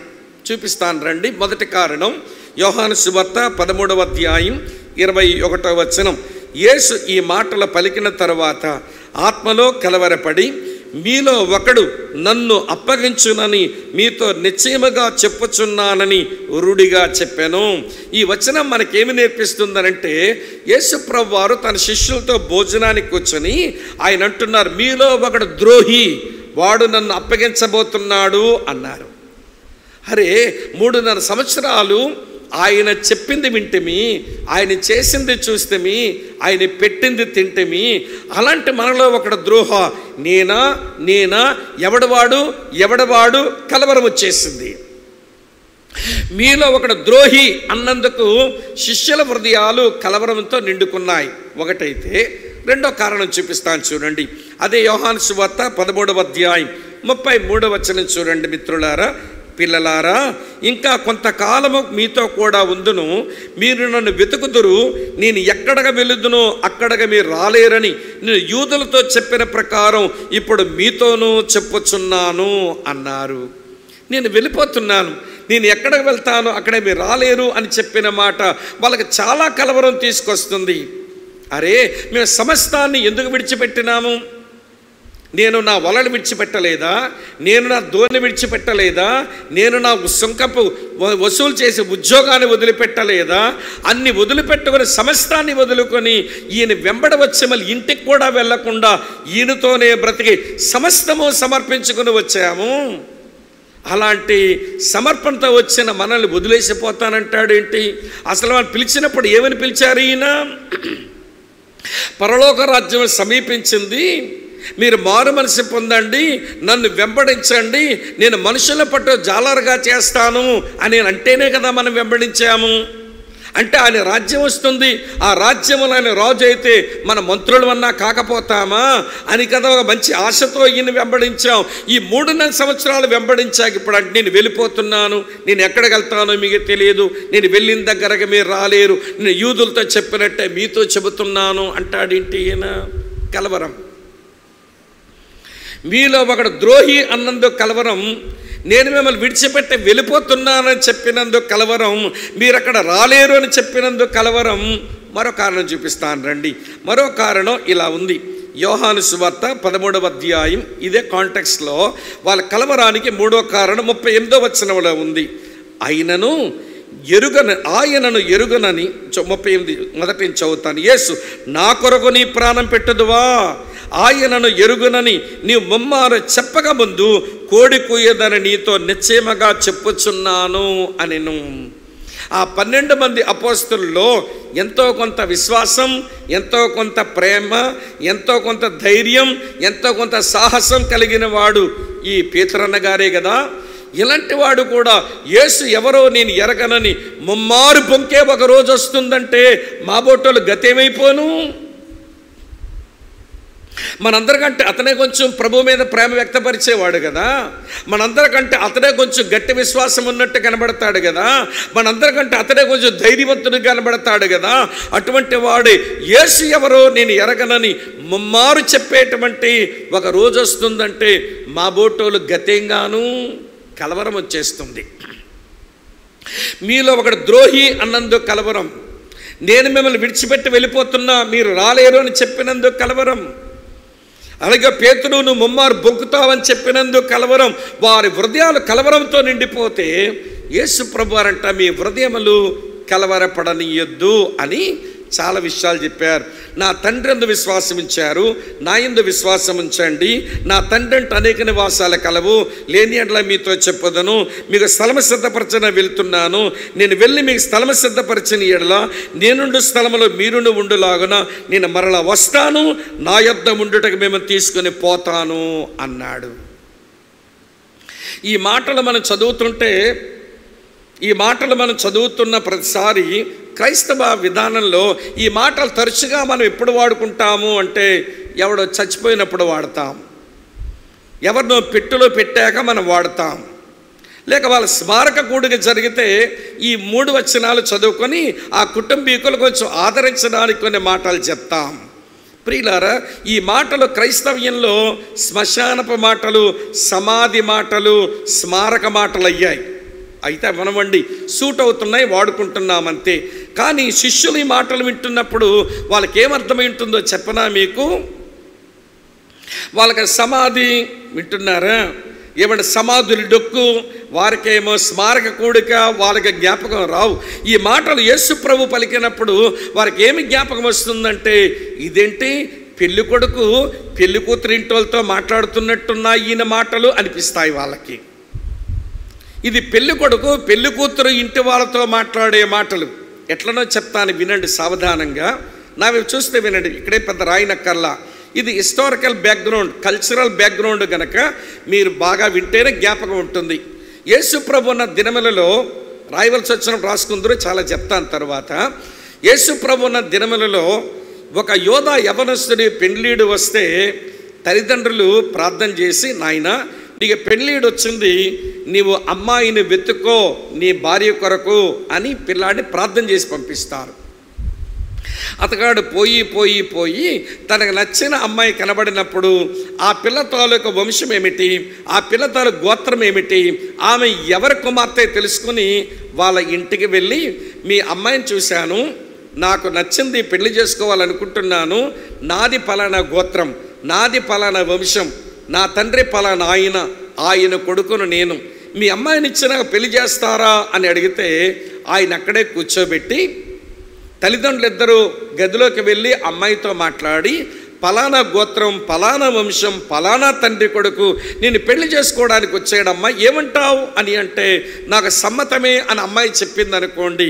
వారిద్దరూ తల్లిదండ్రులు బయటకు వచ్చి, మాకు సమ్మతమే, మా అమ్మాయికి సమ్మతమే అని చెప్పగానే అతను అంగీలోంచి ఏమండి దాచి భద్రంగా తెచ్చినటువంటి ఒక సంచిని, అందులో కొంత డబ్బును అమ్మాయి తాలూకా తల్లిదండ్రులకు ఇస్తాడు. దాని హెబ్రీ భాషలో మొహార్ అని అంటారు. ఆ సంచి పేరే మొహార్ సంచి. అందులో ఆడపిల్లకి ఇవ్వవలసినటువంటి కన్యాశుల్కం, కట్నం ఉందన్నమాట. ఇది కాస్త మన దేశంలో, మన రాష్ట్రంలో ఉల్టైపోయింది. ఏం చేస్తాం, ఏమంటే మగాళ్ళు ఆడపిల్లల కట్నాలు ఇవ్వరు, ఆడపిల్లలే మగాళ్ళకి ఏం తెలియనట్టు కూర్చున్నారు, కట్నాలు ఇవ్వాలి. అసలు టీవీ నైనోడు ఎన్నిసార్లు స్క్రీన్ మీద వేసినా చదువుతున్నా మనకు ఎందుకు జ్ఞానోదయం అవ్వదో నాకు అర్థం కాదు. పోనీ ఆధ్యాత్మిక ఏమండి ఉపదేశం పని పక్కన పెట్టండి, ఒక సాంఘిక టీవీ ఛానల్ వాడు వేస్తుంటాడు ఏమండి మంచి స్లోగన్. ఆ స్లోగన్ ఏంటో తెలుసా అండి, కట్నం అడిగినవాడు, పర్ల చెప్పండి, కట్నం అడిగినవాడు గాడిద. మరి కట్నం అడిగినోడు గాడిదే, ఇచ్చినోడు ఏమవుతాడు, బహుశా అడ్డగాడిదేమో. కట్నం అడిగినవాడు గాడిద, ఇచ్చినోడేమో అడ్డగాడిద. మధ్యలో మాలాంటి సేవకులు తోసేస్తారుగా మీరు, మేము మరీ ఈ మాట ఆ మాట చెప్పి ఇప్పించేస్తాం. ఇప్పుడు మమ్మల్ని ఏమనాలన్నమాట, కంచర గాడిద అనాలేమో. అడిగినోడు గాడిద, ఇచ్చినోడు అడ్డగాడిద, ఇప్పించినోడు కంచర గాడిద. అసలు క్రైస్తవ సమాజంలో గాడిదలే గాడిద. ఇలా అంటున్నా కూడా కొంచెం సిగ్గుపడడం లేదండి మన వాళ్ళు. ఇస్తారా సస్తారా, ఆడపిల్ల తల్లిదండ్రులు కూతురు కొరకు ఇంతకాలం పెంచాం, ఎక్కువ కాలం అబ్బాయి ఇంట్లో బతకాలి కాబట్టి మనం ఏదో తక్కువ చేయకుండా మన సాధ్యమైనంత వరకు, చేతనైనంత మట్టుకు మన పాపకు బాగా చూసి పంపిద్దామని ఏ తల్లిదండ్రులైనా అనుకుంటారు కదా. వాళ్ళు ఇచ్చేవారు కాకుండా ఇస్తారా సస్తారా అని ఆడపిల్ల తల్లిదండ్రుల గుండెల మీద కూర్చుంటారే, వీళ్ళు నిజంగా గాడిదలే అనొచ్చు. అమ్మా వింటున్నారా? నాకు అందుకే భారతదేశం మన పెళ్ళిళ్ళ కంటే యూదుల పెళ్ళి నచ్చింది. ఎందుకనంటే మగపిల్లాడు ఎవరికి ఇస్తున్నాడు, ఆడపిల్ల ఇంటి వారికి మొహార్ ఇచ్చాడు. ఆ మొహార్ సంచి అందించగానే ఆ సంచి తీసుకున్న తల్లిదండ్రులు ఒక చక్కని విందును ఏర్పాటు చేయగా వారు విందులో కూర్చోబెడతారు. అమ్మాయిని అబ్బాయిని ఎదురుబదురుగా కూర్చోబెట్టి మధ్యలో రొట్టె ద్రాక్షారసం పెట్టి ప్రార్థన చేసి విందారగించండి అని అంటే, అబ్బాయి రొట్టె తీసుకొని ఒక మొక్క విరిచి తను తిని ఒక మొక్కను ఆమెకి ఇస్తాడు. దీని అర్థం నేను నీ వాడగా ఉండడానికి ఇష్టపడుతున్నాను, నీకు ఇష్టమేనా అనే దానికి సిగ్నిఫికెన్స్ అది. ఆ పిల్ల ఆ రొట్టె ముక్క తీసుకుని ఆమె విరిచి తినిందే, దాని అర్థం ఏంటో తెలుసా? నేను నీ దానిగా ఉంటాను అని చెప్పడం. తర్వాత ద్రాక్షరసం తీసుకొని తాను కొంచెం త్రాగుతాడు, ఆమె కొంచెం ఇచ్చాడు. ఈ రొట్టె రసం వీళ్ళు తిని తాగిన తర్వాత ఆ కమ్యూనిటీలో ఆ వంశంలో పెద్ద ఆయన వచ్చి ఈ మగపిల్లాడి మీద ఆడపిల్ల మీద చేతులుంచి ఒక ఆశీర్వచనం పలుకుతాడు. దాన్ని బెట్రోతల్ బెనడిక్షన్ అంటారు. ఇది ప్రధానపు ఆశీర్వచనం. ఈ ఆశీర్వచనం అయిపోగానే అబ్బాయి వినండి భర్త అయిపోయినాడు, అమ్మాయి భార్య అయిపోయింది. వాళ్ళు శారీరకంగా ఇంకా ఏకమకారు కానీ వారి భార్యాభర్తలుగా పిలువబడతారు. భార్యాభర్తలుగా ఆ పెద్ద ఆయన డిక్లేర్ చేసిన తర్వాత ప్రియులారా విందు ముగిస్తుంది. తర్వాత వాళ్ళ సాంప్రదాయ ప్రకారం డ్యాన్సులు కూడా ఉంటాయి. వింటున్నారా మీరంతా? ప్రియులారా డ్యాన్సులు చేసే ముందు పెళ్లి కొడుకే అదే భర్త అయిపోయిన యవనస్తుడు లేచి నిలబడి ఇలా అంటాడు. ఏమంటాడు తెలుసా? మీ హృదయం కలవరపడనీయకండి, నా తండ్రి యందు మీరు విశ్వాసం ఉంచారు, నా యందును విశ్వాసం ఉంచండి. నా తండ్రి అంటే చాలా నివాసాలు ఉన్నాయి, లేని ఎడల మీతో చెప్పదును. నేను స్థలం సిద్ధపరచడానికి వెళుతున్నాను, నేను మళ్ళీ వస్తాను, ఈ అమ్మాయిని నేను తీసుకుపోతాను అని ఈ పెండ్లి కుమారుడు, ఈ భర్త భార్యకు ఆ ఇంటి వాళ్ళకు చెప్పే పెళ్లి మాటలు. మన సమస్య ఇది సమాధి మాటలే కూర్చున్నాయి. కనుక ఆనాడు శిష్యులకు అర్థమైన మాటలు ఎట్లా అర్థమవుతాయండి? ఇదేంటి ఈయన పెళ్లి కొడుకులాగా మాట్లాడుతున్నాడు, ఇదేంటో ఒక భర్తలాగా మాట్లాడుతున్నాడు, మనతో ఈ మాటలు చెబుతున్నాడు ఏంటి అనిపిస్తుంది. సరే, ఏది ఏమనిపించినా కానీ ఈ పనులన్నీ యేసు ప్రభువులో చక్కగా నెరవేర్పుకొచ్చేసినాయి. ఎట్లొచ్చినాయో తెలుసా? తండ్రియు పరిశుద్ధాత్ముడును, బాబు వాక్యమైన దేవుడా నీకు వధువు కొరకు నువ్వే వెతుకుంటూ పో అని వారు పంపించేస్తే వచ్చేసాడంట కన్యమరియ పొట్టలోంచి. అది మనందరము ఎరిగిన అనుభవం. వాక్యంలో చూపిస్తాను రండి. యెషయా గ్రంథం 48వ అధ్యాయం 16వ వచనం. యెషయా గ్రంథం 48వ అధ్యాయం 16వ వచనం. ఆది నుండి నేను రహస్యముగా మాట్లాడిన వాడని కాను, అది అంటే ఆది పుట్టిన కాలం మొదలుకొని నేను అక్కడ ఉన్నవాడను. ఇప్పుడు ప్రభువు యెహోవాయు ఆయన ఆత్మయు నన్ను పంపెను. తండ్రి అయిన దేవుడు పరిశుద్ధాత్మ దేవుడు నన్ను పంపగా, వాక్యమైన వాడని నన్ను పంపగా కన్యమరియ పొట్టలో శరీరాన్ని తీసుకుని ఆయన ఈ లోకానికి వచ్చి వెతకడం మొదలుపెట్టాడు. అందుకే ఆ మాట ఆయన చెప్పగలిగాడు. లూకాసు వార్త 19వ అధ్యాయం 10వ వచనంలో నశించిన దానిని వెతక రక్షించుటకు మనుష్య కుమారుడు ఈ లోకమునకు వచ్చాను. వెతుకుతూ ఉంటే అందవికారంగా ఉన్న నేను నచ్చాను, అందవికారంగా ఉన్న నువ్వు నచ్చావు. అమ్మ వింటున్నారా? కొంతమంది అక్కలు వింటున్నారు కానీ బొగ్గల కింద చేతులు పెడుతున్నారు. ఇవాళ బొగ్గల కింద చేతులు పెట్టుకున్న వాక్యం వినడం ఇదో మైదా రోగం. ఎప్పుడైతే బొగ్గల కింద చేతులు పెట్టారో కనురప్పల పడమని మీరే కోరుకుంటున్నారన్నమాట. ఇలాంటి వారు దేవుని వాక్యాన్ని లోపల తీసుకోలేరు. దేవుని వాక్యం వినడానికి వచ్చినప్పుడు నిష్ట ఉండాలి. ఏమో బొగ్గల కింద చేతులు తీయండి, నేను రేపు రాత్రి వరకు అలా బొగ్గల కింద చేతులు పెట్టేవాళ్ళు పేరు పెట్టి మరి పిలుస్తాను. వీడికి మా పేరేం తెలుసు అని మీరు పెద్ద ఆశ్చర్యపోనక్కర్లా, మీ పేరు నాకు తెలియనక్కర్లా. కట్టుకున్న చీర రంగు కనబడితే చాలు, వేసుకున్న చొక్కా రంగు కనబడితే చాలు, రంగుతోనే పిలుస్తాం మిమ్మల్ని. అమ్మ వింటున్నారు కదూ? సరే వినండి. ఆయన వెతుకుంటూ వచ్చాడు, మనము నచ్చాము, మన కొరకు ఆయన మొహారు చెల్లించడం అయిపోయింది. 1 పేతురు 1వ అధ్యాయం 18-19 వచనాలు అంటాడు, పితృపారంపర్యమైన మీ వ్యర్థ ప్రవర్తన విడిచిపెట్టినట్లుగా వెండి బంగారముల వంటి క్షయ వస్తువుల చేత మీరు విమోచింపబడలేదు కానీ అమూల్యమైన రక్తము చేత, అనగా నిర్దోషమును నిష్కలంకమునకు గొర్రెపిల్ల వంటి క్రీస్తు రక్తము చేత మీరు విమోచింపబడితిరి అన్నాడు. తన రక్తమే, వినండి ప్రియమైన స్నేహితులారా, తన రక్తమే విమోచన క్రయధనంగా ఆ మొహార్ సంచిగా మన కొరకు ఆయన కట్టేశాడు. కట్టేసి మనతో భోజనం కూడా చేసి ముగించేసేసాడు. ఇదిగో ఇది నా శరీరం, దీన్ని తిన్నప్పుడల్లా నన్ను జ్ఞాపకం చేసుకోండి. ఇది నా నిబంధన రక్తం, దీన్ని తాగునప్పుడల్లా నన్ను జ్ఞాపకం చేసుకోండి అని చెప్పి, వింటున్నారా ప్రియమైన మిత్రులారా, ఆయన నిబంధన భోజనం కూడా చేసి ముగించి వెళ్ళిపోతూ వెళ్ళిపోతూ మనతో చెప్తున్నాడు, మీ హృదయాలు కలవరపడనీయకండి. నా తండ్రి యందు మీరు విశ్వాసం ఉంచారు, నా యందును విశ్వాసం ఉంచండి. నా తండ్రి అంటే అనేక నివాసాల కలవు, లేని ఎడలా మీతో చెప్పదును. నేను స్థలము సిద్ధపరచడానికి వెళుతున్నాను, సిద్ధపరిచిన తర్వాత నేను మళ్ళీ వస్తాను, తీసుకుని పోతాను.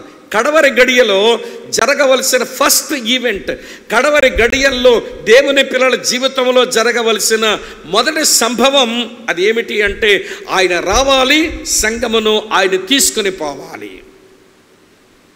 కడవరి గడియల్లో బ్రతుకుతున్న మనం ఈ కడవరి గడియని ఇవ్వండి 2000 సంవత్సరాల తర్వాత ఎక్కడుండి ఆలోచిస్తున్నాం. అప్పుడు యోహాను ఆ సంవత్సరాల్లోనే కడవరి గడి అంటే, ఇప్పుడు మనం ఉన్నది కడవరి గడి అని నేను అనుకోను. కడవరి అమ్మ వింటున్నారా, మిల్లీ సెకండ్లో బతుకుతున్నామేమో అనుకోవాలి మనం. అప్పటికది కడవరి గడియ, ఇప్పుడు కడవరి మిల్లీ సెకండ్లో మనం బ్రతుకుతున్నాం, నానో సెకండ్లో మనం బ్రతుకుతున్నాం అనుకొని, ఎప్పుడు వస్తాడా తన సంగమ కొరకు, సంగములో ఉండి నేనెప్పుడు ఎత్తబడతానా అనేటువంటి మేల్కొల్పుతో మెలకువతో మత్తు వదిలి బతకవలసిన ఆవశ్యకత దేవుని సంఘమైన మనకుందని మీరు గమనించాలి. బ్రదర్ స్వామి, ఈ విషయాలు నమ్మడానికి ఏమన్నా నమ్మాలనిపిస్తుంది, కానీ ఏదైనా ఆధారం ఉంటే నమ్ముదును కదా అని మీరు అనుకుంటారేమో. నేను కూడా అలాగ అనుకున్నాను. కానీ బైబిల్లో ఆరోహణానికి, ఎత్తబడ్డానికి, కొనుపోబడ్డానికి దేవుడు 7 రుజువులు పెట్టినాడు. 7 విట్నెసెస్ ఉన్నాయి. ఆధారం లేకుండా నిన్ను నమ్మవండల్లా, నేను వస్తాను, మీరు మిమ్మల్ని కొనిపోతాను అని, మిమ్మల్ని ఆరోహణ అనుభవిస్తాను అని ప్రభు చెప్పిన దానికి ఆయన నమ్మడానికి ఆధారాలు లేకుండా చేయలేదు ఆయన. నేను లిస్ట్ అవుట్ చేస్తాను, అన్ని ఆధారాలు వివరించలేనుగా లిస్టు చెప్తాను. అందులో 3 ఆధారాలు చెప్పి ఈ పూట నా సందేశాన్ని ముగిస్తాను. ఎత్తబడ్డానికి మొదటి ఉదాహరణ ఆదికాండం 5వ అధ్యాయంలో కనబడిన హానోకు. అతను మరణము చూడకుండానే కొనిపోబడ్డాడు. ఆయన గురించి కొంత ధ్యానం చేద్దాం ఈ పూట. రెండవ మాట, ప్రియులారా, ఎత్తబడిన దానికి రెండవ ఉదాహరణ అది ఏలియా జీవితంలో జరిగిన సంఘటన. రాజులు 2వ గ్రంథం 2వ అధ్యాయం 11వ వచనంలో ఏలియా కూడా ఎత్తబడ్డాడు. ఇది ఎత్తబడ్డానికి, ఆరోహణం పొందడానికి ఇది రెండవ ఉదాహరణ. మూడవ ఉదాహరణ మన ప్రభువైన యేసుక్రీస్తు వారి, ఆయన మరణించి పునరుత్థానుడై ఆయన పరలోకానికి ఆరోహణుడై వెళ్ళిపోయాడు. లూకా సువార్త 24వ అధ్యాయంలో ఈ ఉదాహరణను మనం 51వ వచనంలో చదువుతాం. మొదటి ఎగ్జాంపుల్ హానోకు, సెకండ్ ఎగ్జాంపుల్ ఏలియా, థర్డ్ ఎగ్జాంపుల్ ప్రభువైన యేసుక్రీస్తే. ఫోర్త్ ఎగ్జాంపుల్ ఎవరు అంటే అపోస్తల కార్యాలు 8వ అధ్యాయంలో ఫిలిప్పు దేవునాత్మ చేత అట్లా కొనుపోబడిన అనుభవం ఆయన పొందాడు. అపోస్తల కార్యాలు 8వ అధ్యాయం ప్రియ మిత్రులారా 39వ వచనంలో ఈ కొనుపోబడిన అనుభవాన్ని మనం అక్కడ చదువుతాం. అది ఫోర్త్ ఎగ్జాంపుల్. 5వ ఉదాహరణ చెప్తాను వినండి. కొరింథీయులకు రాసిన 2వ పత్రికలో పౌలే చెప్పుకుంటున్నాడు ఈ మాట. ఈ ఉదాహరణ అపోస్తలుడైన పౌలుది. ఒక మనుషుడున్నాడు, అతను శరీరంతో కొనుపోబడెను, శరీరం లేకుండా కొనుపోబడెను, నేను ఎరగను గాని ఉచ్చరింప శక్యము కాని మూలుగులను అక్కడ విన్నాడు అని రాసుకున్నాడు ఆయన. 2వ కొరింథీ పత్రిక 12వ అధ్యాయంలో కొనుపోబడ్డానికి ఇది 5వ ఉదాహరణ. 5వ ఉదాహరణ. 6వ ఉదాహరణ ఎవరనంటే శ్రమల కాలంలో ప్రభు అయిన యేసుక్రీస్తును గూర్చి సేవ చేసేటువంటి సేవకులలో పరలోకము నుంచి వచ్చిన 2 సాక్షులు, వారు మరణించి అందరూ చూస్తుండగా ఆరోహణమైపోతారు వాళ్ళు. ప్రకటన గ్రంథం 14వ అధ్యాయంలో 2 సాక్షుల యొక్క ఉదాహరణను మనం చదువుతాం. వాళ్ళందరి జీవితాలు చదివితే సంగమగా మనం ఎత్తబడ్డానికి ఎలా బ్రతకడం అవసరమో మనకు తెలిసిపోతుంది. అన్ని ఉదాహరణల నుంచి విపులంగా సందేశం చెప్పుకొని ఉండలేం, కానీ మచ్చుకొని చెప్తాను. కానీ వీళ్ళ జీవితాలు చూసినప్పుడు వీళ్ళు కొనుపోబడ్డానికి, వీళ్ళు ఆరోహణం పొందడానికి ఎలాంటి ఆధ్యాత్మిక జీవితం వీరు కలిగి ఉన్నారు అనేది చూసుకుంటే సంగమగా మనం మేల్కొని మనం మత్తు వదిలి సిద్ధపడడానికి వీలుంటుందన్నమాట. అటు తర్వాత ప్రియులారా చివరి ఉదాహరణ, అది 7వ ఉదాహరణ. ప్రకటన గ్రంథం ప్రియులారా 12వ అధ్యాయంలో దేవుని యొద్దకు కొనుపోబడిన ఒక శిశువు. ప్రకటన గ్రంథం 12వ అధ్యాయం ప్రియులారా 5వ వచనంలో చూస్తాం, సమస్త జనములను ఇనుప దండముతో ఏలయ్యున్న ఒక మగ శిశువును ఆమె కనగా ఆమె శిశువు దేవుని యొద్దకు ఆయన సింహాసనం యొద్దకు కొనిపోబడెను అని రాసి ఉంది. అది ప్రియులారా సారూప్యంత లేక ఒక ఏలగొరి, ఒక రూపలంకారంగా చెప్పబడిన మాట. అది యేసుక్రీస్తుకే చెందుతుంది ఈ మాట. కానీ కొనిపోబడ్డం, ఆరోహణం చెందడం, ఎత్తబడ్డం అనే దానికి పరిశుద్ధ లేఖనాల్లో 7 ఎగ్జాంపుల్స్ ఉన్నాయి. హానోకు, ఏలియా, ప్రభువైన యేసు, ఫిలిప్పు, యేసుక్రీస్తు, వినండి, అపోస్తలుడైన పౌలు, 2 సాక్షులు, తర్వాత కొనిపోబడిన మగ శిశువు. ఈ 7 ఉదాహరణల వెలుగులో వారు ఎలా ఉంటే వారు ఎత్తబడ్డారో నేటి సంఘం అలా ఉండడానికి ప్రయత్నం చేస్తే మన ఆరోహణం లేక ప్రభు దగ్గర కొనిపోబడే అనుభవంలోనికి మనం చేరుకోగలుగుతాం.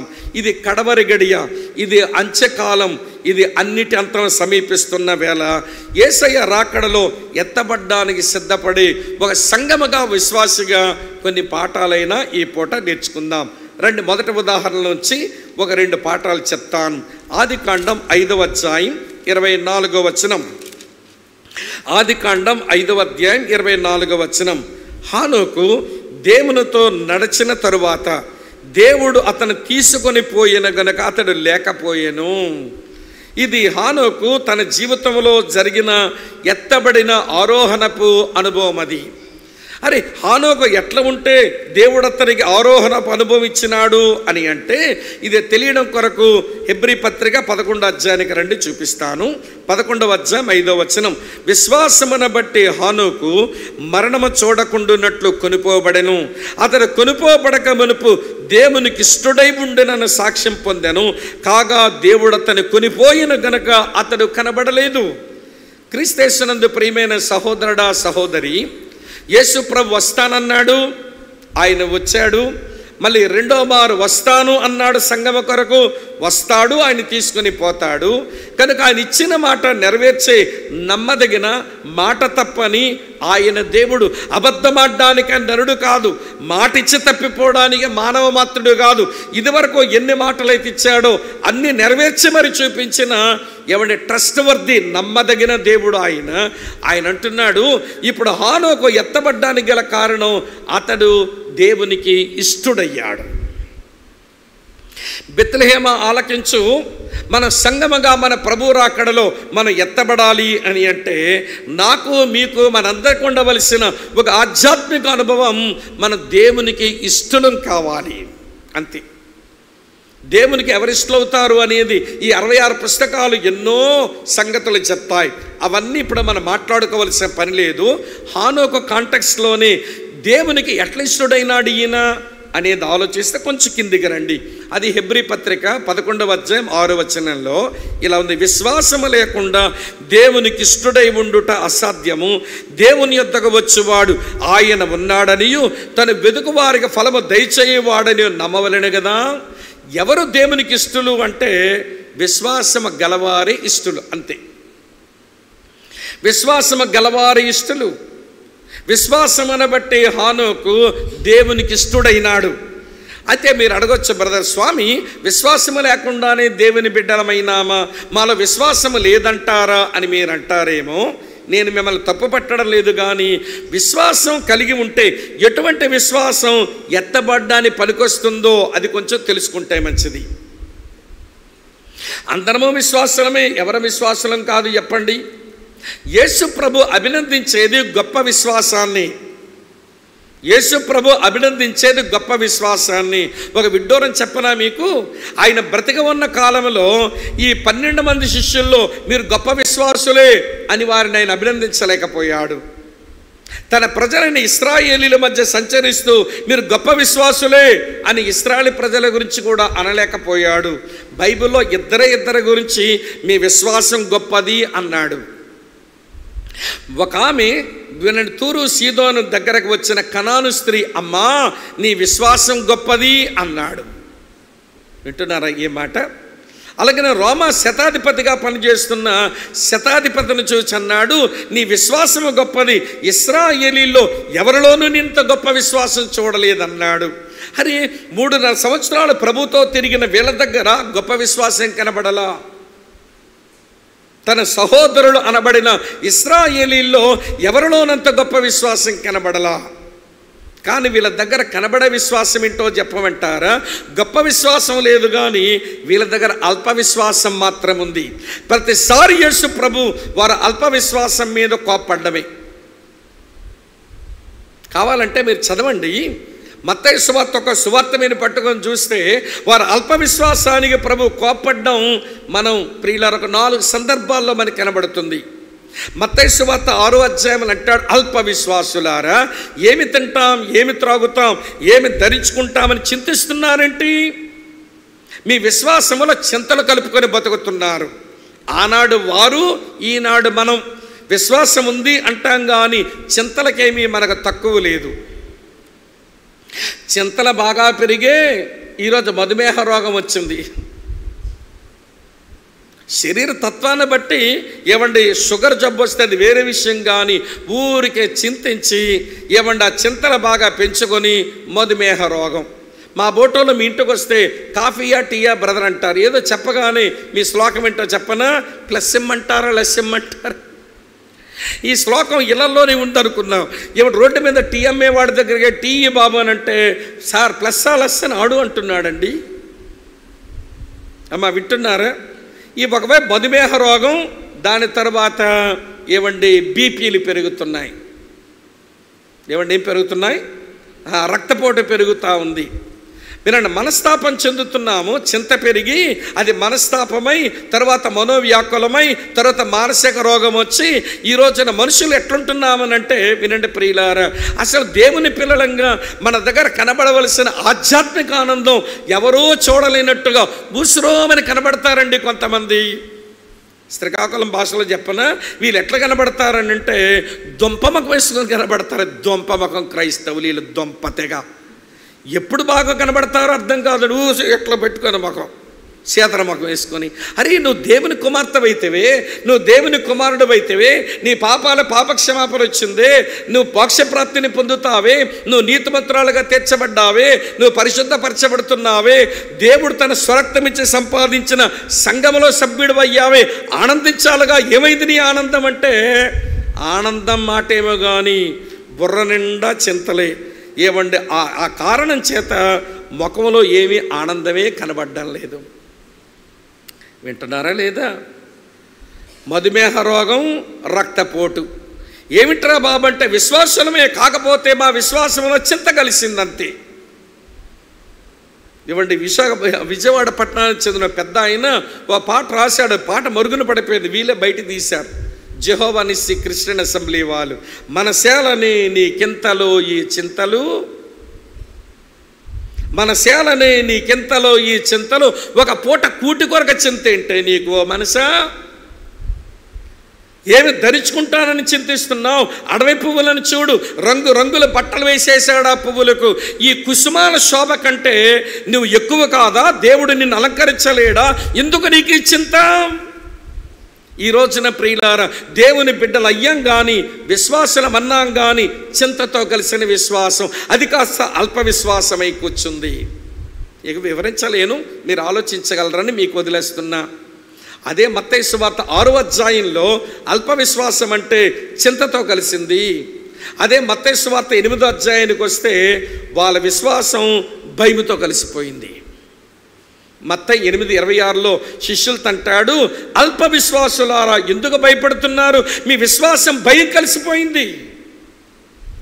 మీరు ఊహించండి, ఒక్కసారి ధోనిలో ప్రయాణం చేస్తున్నారు. ఆయన పర్వత ప్రసంగం చేశారు, అలసిపోయారు. తర్వాత కుష్ఠరోగిని బాగు చేశారు. తర్వాత పేతురత్తింటికి వెళ్ళారు. తర్వాత చాలామందిని స్వస్థపరిచారు. అలసిపోయి ఆయన ఓడడుగున నిద్రపోతుంటే సముద్రంలో గాలి తుఫాను రేగింది. మీరు ఊహించండి ఒక్కసారి, ఓడ మునిగిపోయి చేస్తే అడుగునున్న ఈయన ముందు చచ్చిపోతాడా, పైన వాళ్ళ ముందు చచ్చిపోతారా? చస్తే గిస్తే ముందు ఈయనే చావాలి. ఏమన్నా నిద్రలో ఉన్నవాడు ముందు మునిగి చేస్తాడా, లేకపోతే మెలకువన్న వాళ్ళ ముందు చేస్తారా? ఇలాంటివి బాగా తెలుస్తాయి మీకు. వడ్రంగి వాడు ముందు చచ్చిపోతాడా, చేపలు పట్టే వాళ్ళ ముందు చచ్చిపోతారా? చేపలు పట్టే వాళ్ళు కొద్దిసేపు ఈతన్నా ఈదుకుంటారు, తమ కాపాడుకోవడానికి ప్రయత్నం చేస్తారు. ఈ వడ్రంగి వాడు ఈత రాదు, చచ్చిపోతే ఈయనే ముందు చచ్చిపోవాలి, కానీ ఈయన ప్రశాంతంగా పడుకున్నాడు. ఏ కారణం ఏంటనంటే, నేను మరణించవలసింది ఈ నీట మునిగి కాదు, నేను మరణించవలసింది ఆకాశానికి భూమికి మధ్యలో ఆ రెండు కర్రల మీద నేను చావాలది నా తండ్రి చిత్తం. తండ్రి చిత్తం ఎరిగిన వాడు భయము వీడి ఎంతో ప్రశాంతంగా నిద్రపోతున్నాడు. దేవుని చిత్తం ఎరగని వీళ్ళు భయపడుతూ వాళ్ళ విశ్వాసములో భయము కలుపుకొని అల్ప విశ్వాసులై కూర్చున్నారు. కొంతమంది విశ్వాసములో చింతలున్నాయి, కొంతమంది విశ్వాసంలో భయాలున్నాయి. మరో సంఘటన ఉంది. మత్తయి సువార్త 14:31 వింటున్నారు కదూ. ఏమండి, పేతురు ప్రభువా నేను నశించిపోతున్నాను, మునిగిపోతున్నాను అని అంటే అతను చేయి పట్టుకుని పైకి లేపి, అల్ప విశ్వాసి ఎందుకు సందేహపడ్డావు అన్నాడు. ఈయన విశ్వాసం సందేహంతో కలిసిపోయింది. ఒక బైబిల్ వ్యాఖ్యానించే పెద్ద ఆయన వ్యాఖ్యానిస్తున్నాడు. పేతురు అంట, వింటున్నారా లేదా, మీరు అర్థమవుతుందా? ఏమండి, ప్రభు ఏమో మీరు అవతల ఒడ్డుకు పొండి, నేను తర్వాత వస్తానని ఆయనేమో పర్వతం మీదకి వెళ్ళి ప్రార్థన చేసుకున్నారు. ప్రార్థన చేసుకున్న తర్వాత ఆయన ప్రార్థన ముగించేసరికి సముద్రంలో వెళుతున్న శిష్యుల తంటాలు ఆయన చూడగలుగుతున్నాడు. భలే విడ్డూరం కదూ. చీకట్లో వాళ్ళు చాలా దూరం వెళ్ళిపోయిన ఆ పర్వతం మీద ఉండి ప్రార్థన చేసుకున్న ప్రభు తన పిల్లల కష్టాలు చూడడానికి చీకటి ఆయనకు అడ్డం కాలేదు, దూరము ఆయనకు అడ్డం కాలేదు. అదంతా చీకట్లో వారున్నా వారి శ్రమను చూడగలుగుతున్నాడు, వారికి వచ్చిన కష్టాన్ని చూడగలుగుతున్నాడు. వారు ఎంత దూరం వెళ్ళిపోయినా కానీ వాళ్ళకి వచ్చిన కష్టము శ్రమను చూడగలుగుతున్నాడు. చాలామంది దేవుని పిల్లలు నా కష్టం నా శ్రమ దేవుడు చూడడం లేదు, చూడలేడు అనుకుంటున్నారు. లేదు అక్కా చెల్లి, నువ్వు ఎంత దూరంగా వెళ్ళినా నీకు వచ్చిన కష్టము శ్రమను చూడగలిగిన వాడు ఆయన. నీకు వచ్చిన శ్రమ కష్టం అదంతా చీకట్లో పెట్టి నేను నొక్కేస్తున్నా, అక్కడ ఆయన చూడగలడు నీకు వచ్చిన శ్రమ బాధ. చూచిన ఆయన రాత్రి 4వ జామున నీటి మీద నడుచుకుని వచ్చేస్తున్నాడు. వస్తుంటే వీళ్ళు ఏమనుకుంటున్నారట, భూతం అంటున్నారు. ఇది మనుషులకు ఉన్నటువంటి బలహీనత ఇదే. మనం ఒకటి చూసి ఒకటి అనుకునే రకాలం కదా. వెలుగు చూస్తాం చీకటి అంటాం, చీకటిని చూసి వెలుగు అంటాం, చేదును చూస్తాం తీపి అంటాం, తీపిని చూస్తాం చేదంటాం, మేలును చూస్తాం కీడంటాం, కీడని చూస్తాం మేలంటాం. ఇది మనుషులకున్న బలహీనత. ఇది నా వేదాంతమేం కాదు, ఇది యెషయా గారు చెప్పిన వేదాంతం. యెషయా గ్రంథం 5వ అధ్యాయం 19-20 మనుషులు ఎట్లనే ఉన్నారు అని రాశాడు ఆయన. ఇప్పుడు నా వేదాంతం చెప్తాను వినండి. బైబిల్ ఎక్కడుందని అనకండి, ఇది నా వేదాంతం. నా వేదాంతం ఏంటనంటే, తాడును చూస్తాం పాముని అంటాం, పాముని చూస్తాం తాడుని అంటాం, దెయ్యాన్ని చూస్తాం దేవుడు అంటాం, దేవుడిని చూస్తాం దెయ్యం అంటాం. ఇది బైబిల్లో లేదు సుమ్మా, నేను చెప్పాను దాన్ని రెండు కలుపుకొని. ఇప్పుడు ప్రభువు నీటి మీద నడిచేస్తుంటే ఒకరు భూతం వచ్చి ఉంటే దేవుడు అనుకొని మొక్కేవాళ్ళేమో. ప్రభువు నీళ్ళ మీద నడిచేస్తుంటే భూతమని భయపడుతుంటే భయపడకుడి, ధైర్యము తెచ్చుకునుడి నేనే అన్నాడు. నేనే ధైర్యము తెచ్చుకునుడి అన్నాడు. వెంటనే పేతురంట, నీవే అయితే నీళ్ళ మీద నడిచి వచ్చుటకు, ఇప్పుడు అడుగుతాను చెప్పండి, నాకు సెలవిమ్మా మాకు సెలవిమ్మా? నాకా మాకా? మాకు అని ఉంటే ఎంత బాగుండండి. మొత్తాన్ని 12 మంది ఒకసారి బయటకు వచ్చి ఒకరి చేతులలో పట్టుకొని ఇక ధైర్యంతో నడిచుండే వాళ్ళు. ఇతగాడు అడిగింది మాకు అని అడగల, నాకు సెలవిమ్ము.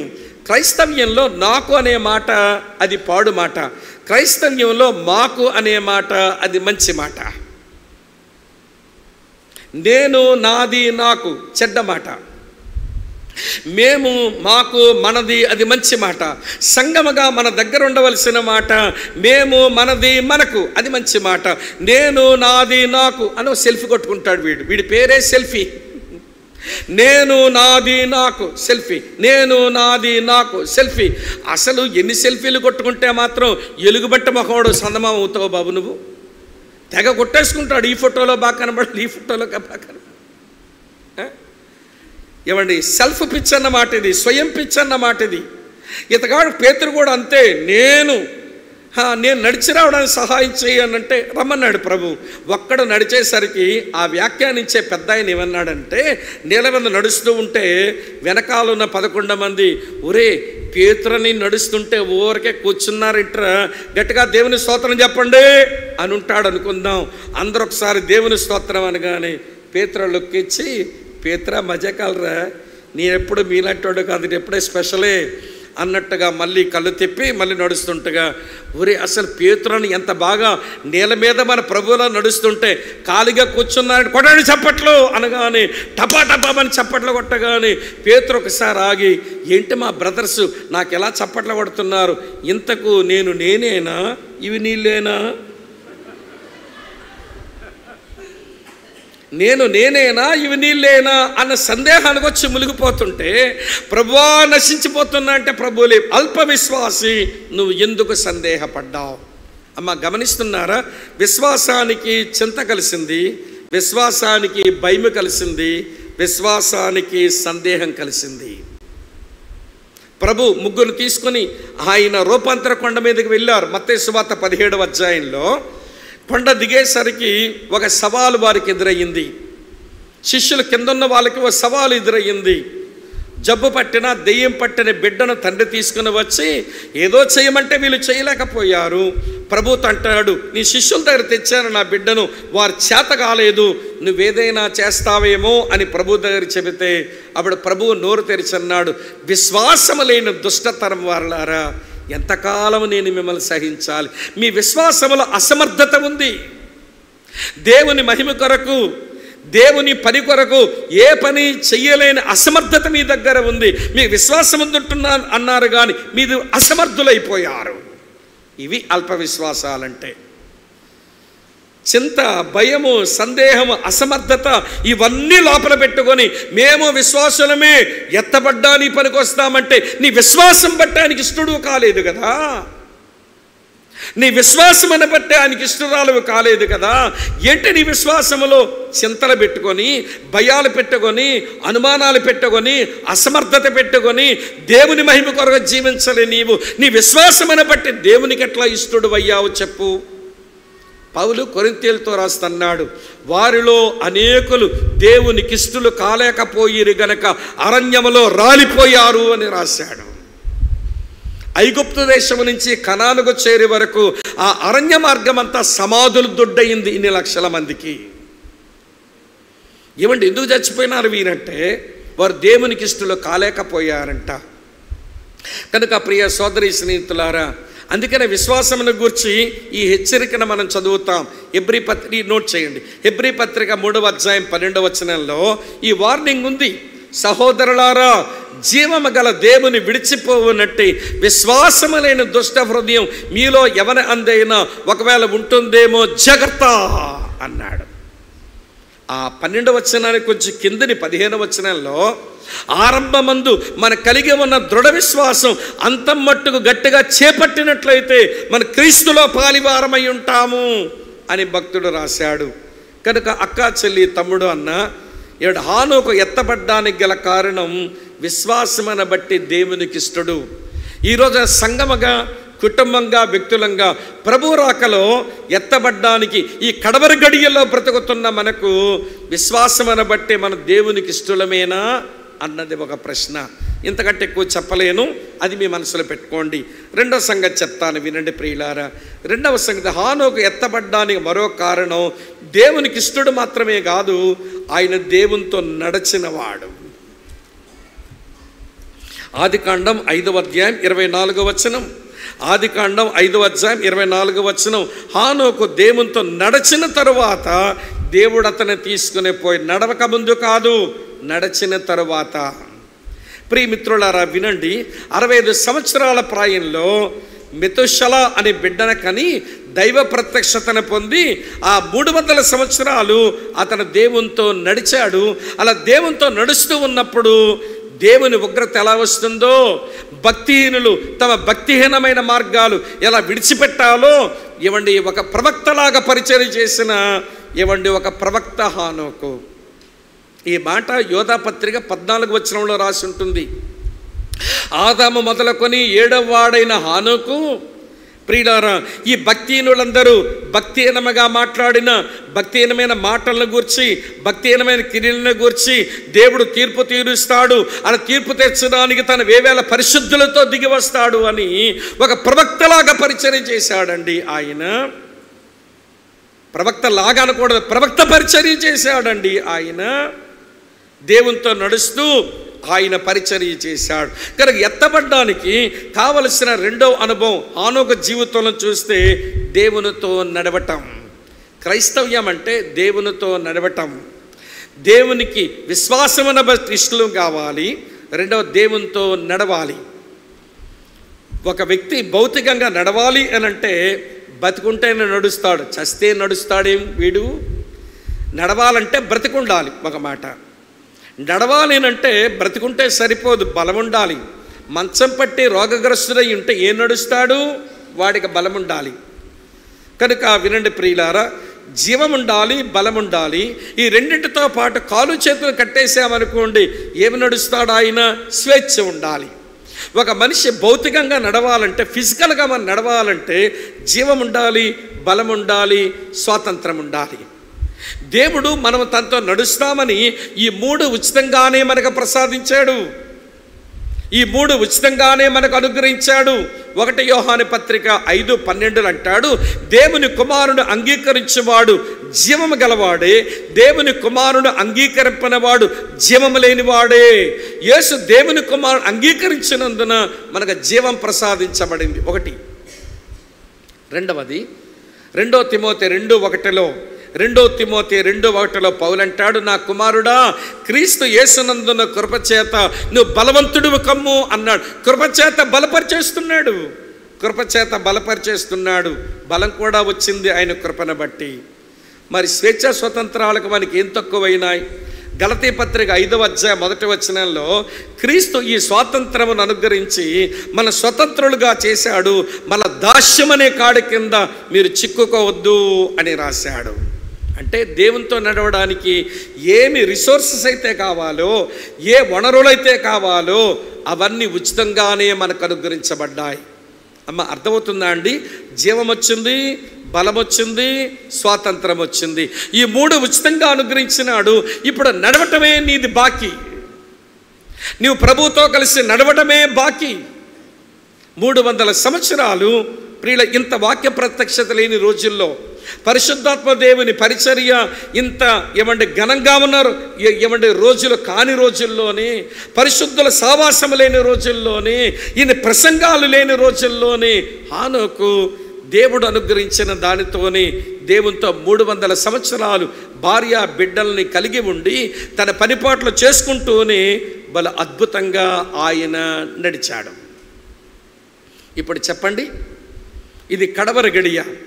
ఈ కడవర గడిలో ఎదురు చూడవలసింది సంగముగా మనం ఆరోహణం అయ్యేందుకు, సంగమును తీసుకుపోవడానికి మన యేసు అక్కడికే రాబోతున్నాడు. దీని కొరకు ఎదురు చూస్తూ బ్రతకవలసిన మనం, ప్రియమిత్రులారా వినండి, ఈ కడవర గడియలో ఎత్తబడ్డానికి సంసిద్ధులమయ్యే ఆ ప్రక్రియ ఏమైనా నడుస్తుందా మన లోపల? మన లోపల ఉన్న విశ్వాసం అది దేవునికి ఇష్టమైన విశ్వాసమేనా? నువ్వు ప్రభువును నమ్మిన నాట నుంచి అక్కడికి చేరేంత వరకు ప్రభువుతో నడిచేటువంటి ఆధ్యాత్మిక అనుభవమే ఉందంటావా? ఇది మనం ఆలోచించుకోకపోతే మనం ఇంకా మత్తెక్కి కూర్చున్నట్టే లెక్క. ఇంకా మనం మేల్కొలుపు రాలేదని చెప్పుకోవాలి. ఈ మేల్కొల్పు నందుదాం ఈ సభల్లో. ప్రభు, ఏంటి నా విశ్వాసం సంగతి? నా విశ్వాసం అది నీకు ఇష్టమైనదేనా? విశ్వాసమును బట్టి నీకు నేను ఇష్టడునేనా? నేను నమ్మిన నాటి నుంచి నువ్వు వచ్చే వరకు, లేదా నేను చచ్చే వరకు నేను నీతో నడుస్తున్న వాడినేనా అనే ప్రశ్న ఇవన్నీ మనం వేసుకుని మన జీవితాన్ని చక్కబరుచుకోవడం అది అవసరమని మీకు మనవి చేస్తున్నాను. రండి, సెకండ్ ఎగ్జాంపుల్ చెప్తాను. రాజులు 2వ గ్రంథం 2వ అధ్యాయం 11వ వచనం. రాజులు 2వ గ్రంథం చదువుతున్నాను, వినండి ప్రియులారా. 2వ అధ్యాయం 11వ వచనం ఇలా ఉంది. వారు ఇంకను వెళ్ళుచు మాట్లాడుచుండగా ఇదిగో అగ్ని రథమును అగ్ని గుర్రములను కనబడి వీరిద్దరిని వేరు చేసెను. అప్పుడు ఏలియా సుడిగాలి చేత ఆకాశమునకు ఆరోహణమాయెను. ఇది ఏలియా ఆరోహణం పొందిన అనుభవం. ఏలియాకు దేవుడు ఈ మంచి అనుభవం ఎట్లిచ్చినాడు? సంఘమైన మనం ఎత్తబడ్డానికి ఏ అనుభవం మనం సంపాదించుకోవాలి? మళ్ళీ ఒక 2 చెప్తాను. ఆయన దేవునికిష్టుడు, దేవునితో నడిచినవాడు. అది హానోకు సంగతి. ఏలియా సంగతిలో చాలా మాట్లాడుకోవచ్చు, 2 మాట్లాడుకుందాం. అందులో మొదటి మాట ఏంటనంటే దేవుని కొరకు ప్రత్యేకించబడిన వాడు. రాజులు మొదటి గ్రంథం 17వ అధ్యాయం 3వ వచనం చూడండి. నీవు ఇచ్చట నుండి తూర్పునకు పోయి యోర్దానుకు ఎదురుగా ఉన్న కెరీతు వాగు దగ్గర దాగియుండము. మిత్రుల, కెరీత్ అనేటువంటి మాటకు అర్థం ఏంటంటే ప్రత్యేకత అని అర్థం. నిజముగానే ఏలియా ప్రత్యేకించబడ్డాడు. ప్రియులారా, ఇశ్రాయేలు రాజు అయినటువంటి ఆహాబు, అతని భార్య ఏంటి? ఆవిడ పేరు చెప్పండి, పర్వాలేదు. ఏంటమ్మా? యెజబేల్. మీ పేరు యెజబేల్, నా పేరు రంగుల రాణి. ముఖానికి రంగులు పూసుకునే రంగుల రాణి. ఏమండి, ఆమె సాధారణమైన ఆడది కాదండి. ఆమె బయలుదేవత మిషనరీ. దేవుణ్ణి ఇతర ప్రాంతాలకు పరిచయం చేసే మిషనరీలాగా దేవుని పిల్లలు పనిచేయకపోతే దెయ్యాల మిషనరీలు దేవుని పిల్లల మధ్యలోకి వచ్చేస్తారు. ఇశ్రాయేలీలు అన్ని జనుల మధ్య నిజదేవుడెవరో వారు చూపించి చెప్పవలసిన వారు చెప్పకపోతే బయలుదేవత మిషనరీగా లోపలికి వచ్చి కూర్చుంది మహాతల్లి. బయలు ప్రవక్తలను తయారు చేసింది, బయలు దేవతా స్తంభాలు నిలిపింది, బయలు గుడులు కడతా ఉంది. వినండి, ఆమె వలన ఇశ్రాయేలు దేశంలో అందరూ బయలుదేవత వైపు వెళ్ళిపోయారు. దేవుని కొరకు ప్రత్యేకించబడి ఒక్కడ మిగిలిపోయాడు. ఈ ప్రత్యేకతలు గమనించండి. వాళ్ళకి తినడానికి తిండి లేదు, ఏలియాకుంది. వాళ్ళకి తాగడానికి నీళ్ళు లేవు, ఏలియాకు వస్తూ ఉన్నాయి వాగు నీళ్ళు ఉన్నాయి. ఇవన్నీ మనం చూస్తుంటే ఏలియా దగ్గర కనబడిన అనుభవం ఎత్తబడ్డానికి మొదటి అనుభవం ఏంటంటే ప్రత్యేకించబడిన అనుభవం. అక్క చెల్లెళ్ళ అన్నదమ్ములారా వినండి, దేవుని కొరకు ఎత్తబడే దేవుని పిల్లలు ఈ లోకంలో ప్రత్యేకంగా ఉండవలసిందే. 2 కొరింథీ పత్రిక 6:18 పౌలు అంటాడు, మీరు వారి మధ్య నుండి బయలువెడలి ప్రత్యేకంగా ఉండండి. లోకస్తులకి కొన్ని నమ్మికలు ఉంటాయి, వాళ్ళ నమ్మికలు మన నమ్మికలు కాకూడదు. లోకస్తులకు కొన్ని ఆచారాలు ఉంటాయి, ఆ ఆచారాలు మన ఆచారాలు కాకూడదు. లోకస్తులకి కొన్ని సాంప్రదాయాలు ఉంటాయి, వాళ్ళ సాంప్రదాయాలు మన సాంప్రదాయాలు కాకూడదు. అది నమ్మికైనా, అది ఆచారమైనా, అది సాంప్రదాయమైనా, అది వాక్యానుసారమేనా కాదా అది చూసుకోవాలి. ఇలా మీతో చెప్పనా, ఈ మధ్యనే మా దగ్గర ఒక మెడికల్ అమ్మాయి, మెడిసిన్ చేసిన పాప, మెడిసిన్ అయిపోయింది, ఆమెకు పెళ్లి కుదిరి పెళ్లి జరుగుతూ ఉంది. నేను పోలేక మా వాళ్ళని ఏమైనా పంపితే పెళ్ళికి వచ్చేసారు వాళ్ళు. పెళ్ళైన ఈవినింగ్ ఆ పాప, అనయా నా జీవితం ఏంటి ఎట్లా అయిపోయిందని ఏడుస్తుంది. ఉదయమే కదా పెళ్ళయింది, ఈవినింగ్కి ఏడ్చేస్తుంది ఏంటి అమ్మాయి, ఏమైందమ్మా నీకు అని అంటే, ఏం చెప్పమంటారు అన్నయ్య, నేనేంటి ఎలాంటి ఇంట్లో పడ్డానని దుఃఖం వేస్తుందని ఏడుస్తుంది. ఏమైందమ్మా అని అంటే, ఈ అబ్బాయి అమ్మాయి ఇద్దరు మెడికల్ డాక్టర్సే. అబ్బాయి పీజీ అయిపోయింది, ఈ అమ్మాయి ఇక పీజీ చేస్తున్నది. ఇద్దరు మెడికల్ డాక్టర్సే. ఇద్దరు వాళ్ళ సమస్య ఏం కాదు. వీళ్ళిద్దరూ పెళ్ళయ్యాక ఇంటికి వెళ్ళగానే అబ్బాయి తాలూకా తల్లి, అదే ఈ పిల్లకి అత్తమ్మ, ఆ పిల్లగాడి తల్లి ఒక నిమ్మకాయ, 3 ఎర్రమిరపకాయలు, అందులో 8 ఉప్పు గడ్డలు వేసి అంటుందంట. అదేంటన్నా, దేవుని పిల్లడం మన మీద శకునం పనిచేస్తుందా? దేవుని పిల్లడమైన మనకు దిష్టి తగులుతుందా? ఇదేంటి మా అత్తమ్మ చేసే పని నాకు నచ్చలేదు. ఇలాంటి మూఢనమ్మకాలుండి ఇంట్లో పడ్డానా కోడల పిల్లగాని బాధేస్తుంది అంటుంది ఆ పిల్ల. మరి ఏం ప్రత్యేకించబడింది ఆ కుటుంబం చెప్పండి. మీకు విడ్డూరమైన విషయం చెప్పనా, ఆ పిల్లగాడి తల్లి ఒక పెద్ద ఆర్థడాక్స్ చర్చిలో ఆమె డీకనెసెస్ అంటే ఆమె పరిచారకురాలంట. మళ్ళీ డేకన్ బోర్డు మెంబర్ మహాతల్లి. ఇవన్నీ మొత్తానికి తిప్పి అది రోడ్డు మీద పడేసింది. అంటే వీళ్ళ దిష్టి అంతా ఇంకోటి కాలు కింద పడిపోతే ఆడు పొడి చెడిపోవాలి, ఆడు చెడిపోవాలి ఆడికి తగిలి. కానీ కొడుకు కోడలు మాత్రం వీళ్ళు సుఖపడిపోవాలి. అసలు ఏమిటి మీ నమ్మిక? అది లోకస్తుల నమ్మిక, అది మన నమ్మిక. అలాగని ఆచారాలు ఉంటాయి. ఆచారాల గురించి చెప్పనా ఒకటి వినండి ప్రియులారా. ఒక దగ్గర ఒక అబ్బాయి పెళ్ళి అన్న మీరు ఖచ్చితంగా రావాలంటే వెళ్ళా పెళ్ళికి. నేరుగా చర్చికి పెళ్ళికి వెళ్ళి గొడవ లేకపోను కానీ వాళ్ళ ఇంటికి వెళ్ళాం. కొంచెం ఫ్రెష్ అయ్యి వెళ్దాంలే, మేము ఇప్పుడు పెళ్లి దగ్గర చాలా దూరం ట్రావెల్ చేసి వచ్చామని వాళ్ళ ఇంటికి వెళ్ళేసరికి ఓరి బాబా ఇంటి నిండా మామిడాకులే మామిడాకులు. సిస్టర్ ఏంటి మీ తమ్ముడి పెళ్ళికి ఇన్నాకులు కట్టారు మీరు అన్నాను నవ్వుతా. అంటే అన్న ఎక్కువ మంది జనం వస్తారు కదన్నా, ఆక్సిజన్ ఉండాలని పచ్చాకులు కట్టారు. అమ్మో మసిపూసి మారడకాయ చేయడంలో మీరు ఎంత దిట్టలో విశ్వాసులు. ఆక్సిజన్ ఉంటుందని మామిడాకులు కట్టిందంట. ఆక్సిజన్ ఉండడానికి ఆకులు ఎందుకమ్మ కట్టావు? ఒక ద్వారబంధం చెట్టే కట్టుంటే బాగుంది కదా, నీకు ఎక్కువ ఆక్సిజన్ వచ్చింది. ఇక్కడ చెట్లు కడతావా? ఇక్కడికి పాడు విశ్వాస మూలము కానిదేదో పాపమని చదువుతాం. రోమాపత్రిక 14 అధ్యాయం చివరి వచనంలో దాని వెనక నీకున్న విశ్వాసం ఏంటి? ఆచారం చేయటంలో. వినండి ప్రియ సోదరి స్నేహితులు, ఏది నీ ప్రత్యేకత? నమ్మికలలో ప్రత్యేకత, ఆచారాల్లో ప్రత్యేకత, సాంప్రదాయాల్లో ప్రత్యేకత, మర్యాదల్లో ప్రత్యేకత, వీటన్నిటిలో ప్రత్యేకంగా బ్రతికితే దేవుడు నీకేమీ తక్కువ చేయడండి. ఇశ్రాయేలు దేశంలో దేవుని కొరకు ప్రత్యేకించబడిన వింటున్న ఏలియాకి ఏమి తక్కువైంది చెప్పండి? తినడానికి రొట్టె ముక్కలు మాంసం తక్కువయిందా? తాగడానికి నీళ్లు తక్కువయిందా? కలిసిపోయిన వాళ్ళకి తక్కువయ్యాయి కానీ ప్రత్యేకించబడిన వాళ్ళకి ఏం తక్కువ కాలా. కానీ ఈరోజున దేవుని పిల్లలు దేవుని కొరకు ప్రత్యేకంగా జీవించాలి మనం అనేటువంటి మంట ఆరాటం లేక ఏమంటే అందరితో కలిసిపోయి మేము ఎత్తబడిపోతామనుకుంటే అది ఎట్లా సాగుతుందండి? అది కుదరదు. మీరు దయించి అర్థం చేసుకోవాలని కోరుతున్నాను. నీ ఆధ్యాత్మిక జీవితంలో ఏది దేవుని కొరకైనా నీ ప్రత్యేకత? ఏలియా విషయమే రెండో సంగతి చెప్తాను రండి. రెండో సంగతి ఏంటనంటే ఏలియా దగ్గర కనబడే అన్ని లక్షణాల్లో ఒక గొప్ప ప్రార్థనాపరుడు, ఇవన్నీ మనకు తెలుసు. కానీ ఆయన దగ్గర ఉన్న లక్షణాల్లో మంచి లక్షణం ఏంటనంటే ప్రశ్నించని విధేయత, అన్క్వశ్చన్డ్ ఒబీడియన్స్.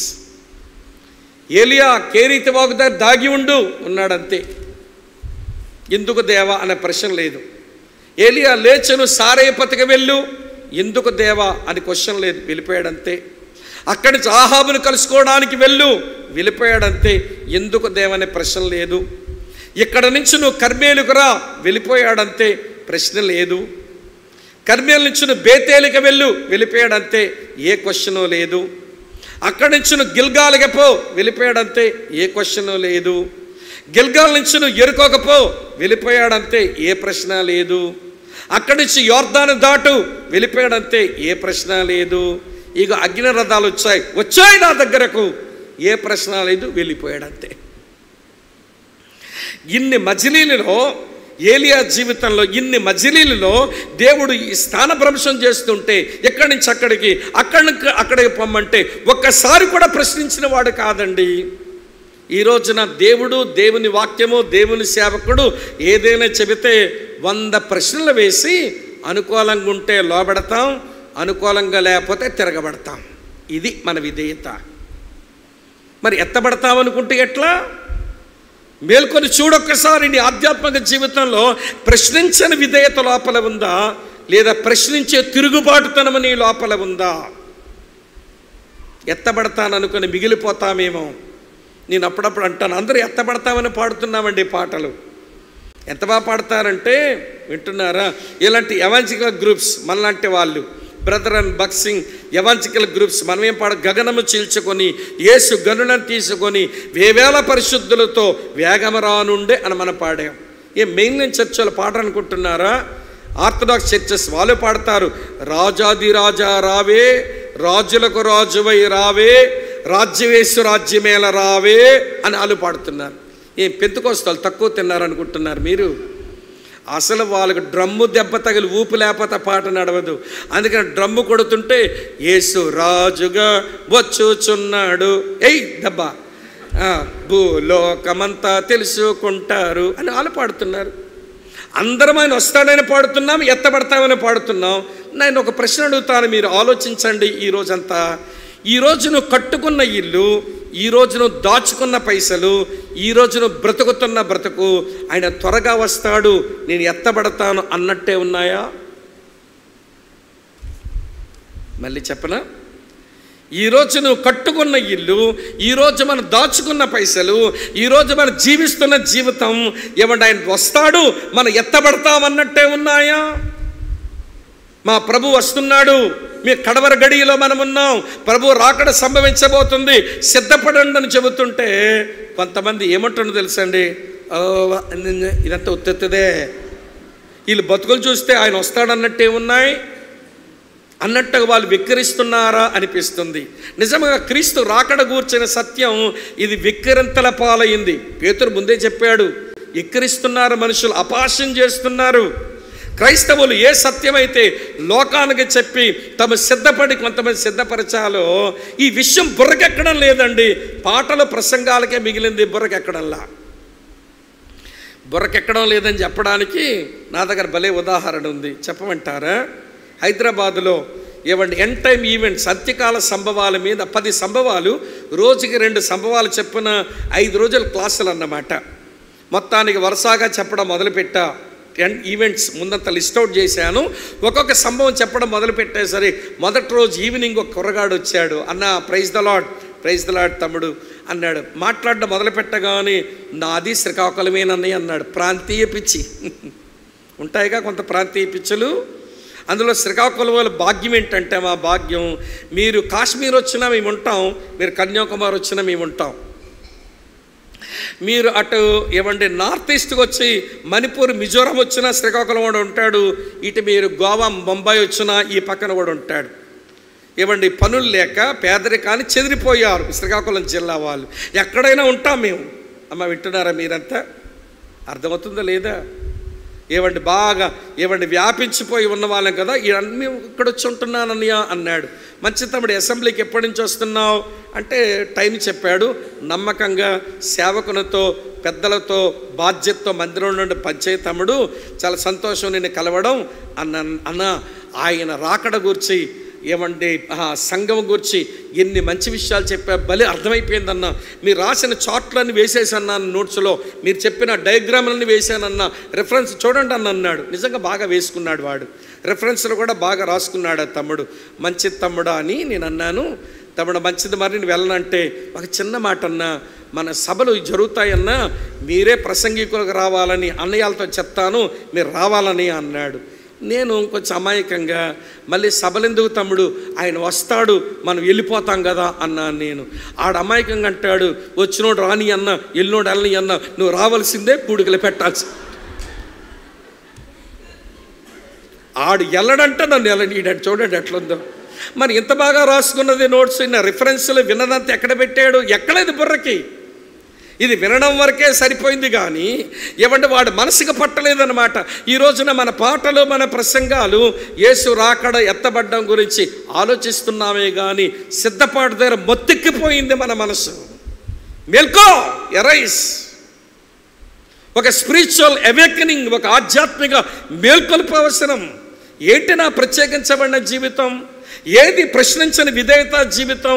ఇది లేకుండా నేను ఎత్తబడతానని ఎట్లనుకొని నన్ను నేను మోసం చేసుకోవాలి అని మనం మేల్కొలపోతే ఎట్ల సుమా ప్రియులారా?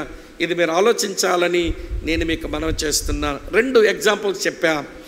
దేవునికి ఇష్టలవ్వటం, దేవునితో నడవటం, దేవుని కొరకు ప్రత్యేకించబడ్డం, దేవునికి ప్రశ్నించని విధేయత చూపడం. 2 ఉదాహరణలోంచి 4 అనుభవాలు చెప్పాను.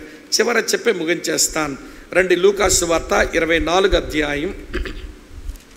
లూకాసు వార్త 24వ అధ్యాయం చదువుతున్నాను చూడండి. 51వ వచనం. వారిని ఆశీర్వదించుచుండగా ఆయన వారిలో నుంచి ప్రత్యేకింపబడి పరలోకమునకు ఆరోహణుడాయెను. ఇది ఎత్తబడ్డానికి 3వ ఉదాహరణ. ప్రియులారా, పునరుత్థానం చెంది ఎత్తబడ్డాడు ప్రభు. బ్రతికి ఉంటుండగా ఎత్తబడ్డారు. ముందు మనం చెప్పుకున్న 2. కనుక సంఘం బ్రతికుంటే యేసుప్రభు వచ్చేసరికి హానోకు ఏలియాలాగా ఎత్తబడతాం. ఒకవేళ ఇప్పటికే మనం మరణించిన వారు ఉంటే యేసులాగా పునరుత్థానం చెంది వారు ఆరోహణమవుతారు. సరే, యేసు ఆరోహణుడు అవ్వడానికి యేసయ్య దగ్గర 2 అనుభవాలు చెప్పి నేను ముగిస్తాను. మొదటి అనుభవం ఏంటనంటే, దేవుని చిత్తమును చేసిన వాడు. యేసు ప్రభు యొక్క జీవితంలో నా చిత్తం అనే పదము లేదు, నా ఇష్టం అనే పదము లేదు. యోహాను సువార్త 6:38 ఉంటుంది.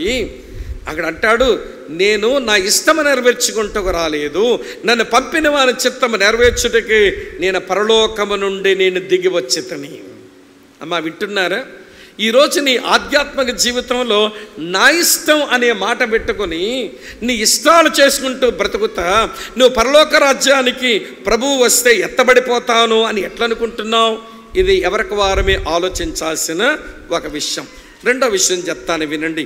యేసు ప్రభు ఎత్తబడ్డానికి మొదటి కారణం దేవుని చిత్తము చేసిన వాడు.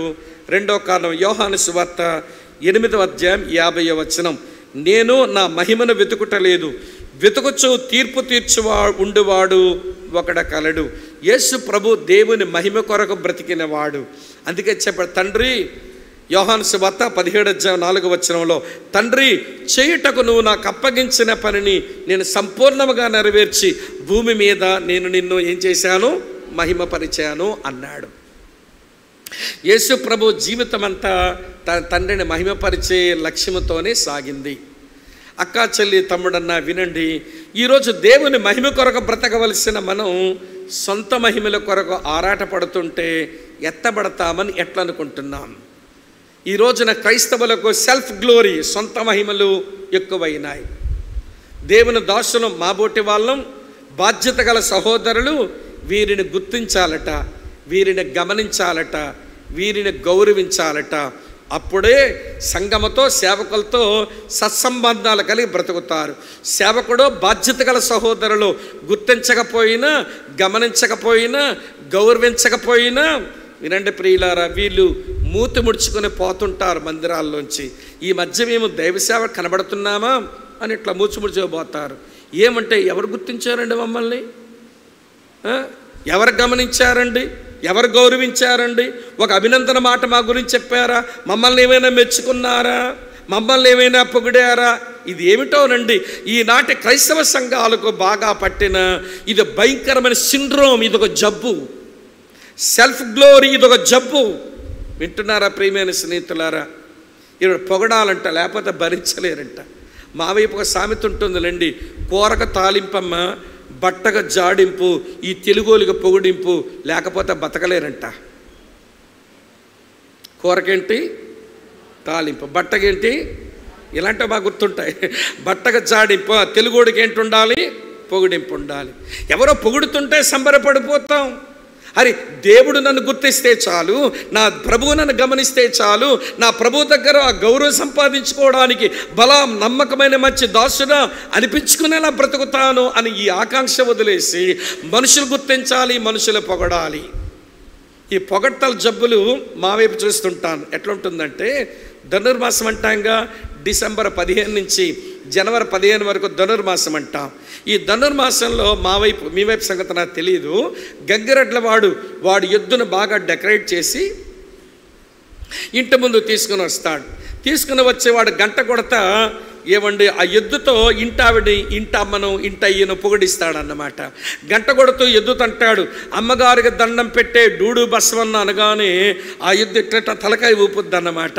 ఇంటావిడ లోపలికి వెళ్ళిపోయి ఒక బేసిన్ నిండా బియ్యం, దాని మీద 3 ఏమండి అరటకాయలు, ఒక టెంకాయ ఒకటి, ఒక 500 రూపాయలు కానుక పెట్టి ఇచ్చేసి, ఇంటమ్మ ఇంత పెట్టావు కానుక గంగిరెడ్ల వాడికంటే ఎద్దుతో పొగిడించాడంట. ఎద్దు పొగడ్డం ఏంటి? ఎద్దు మొఖం దానా?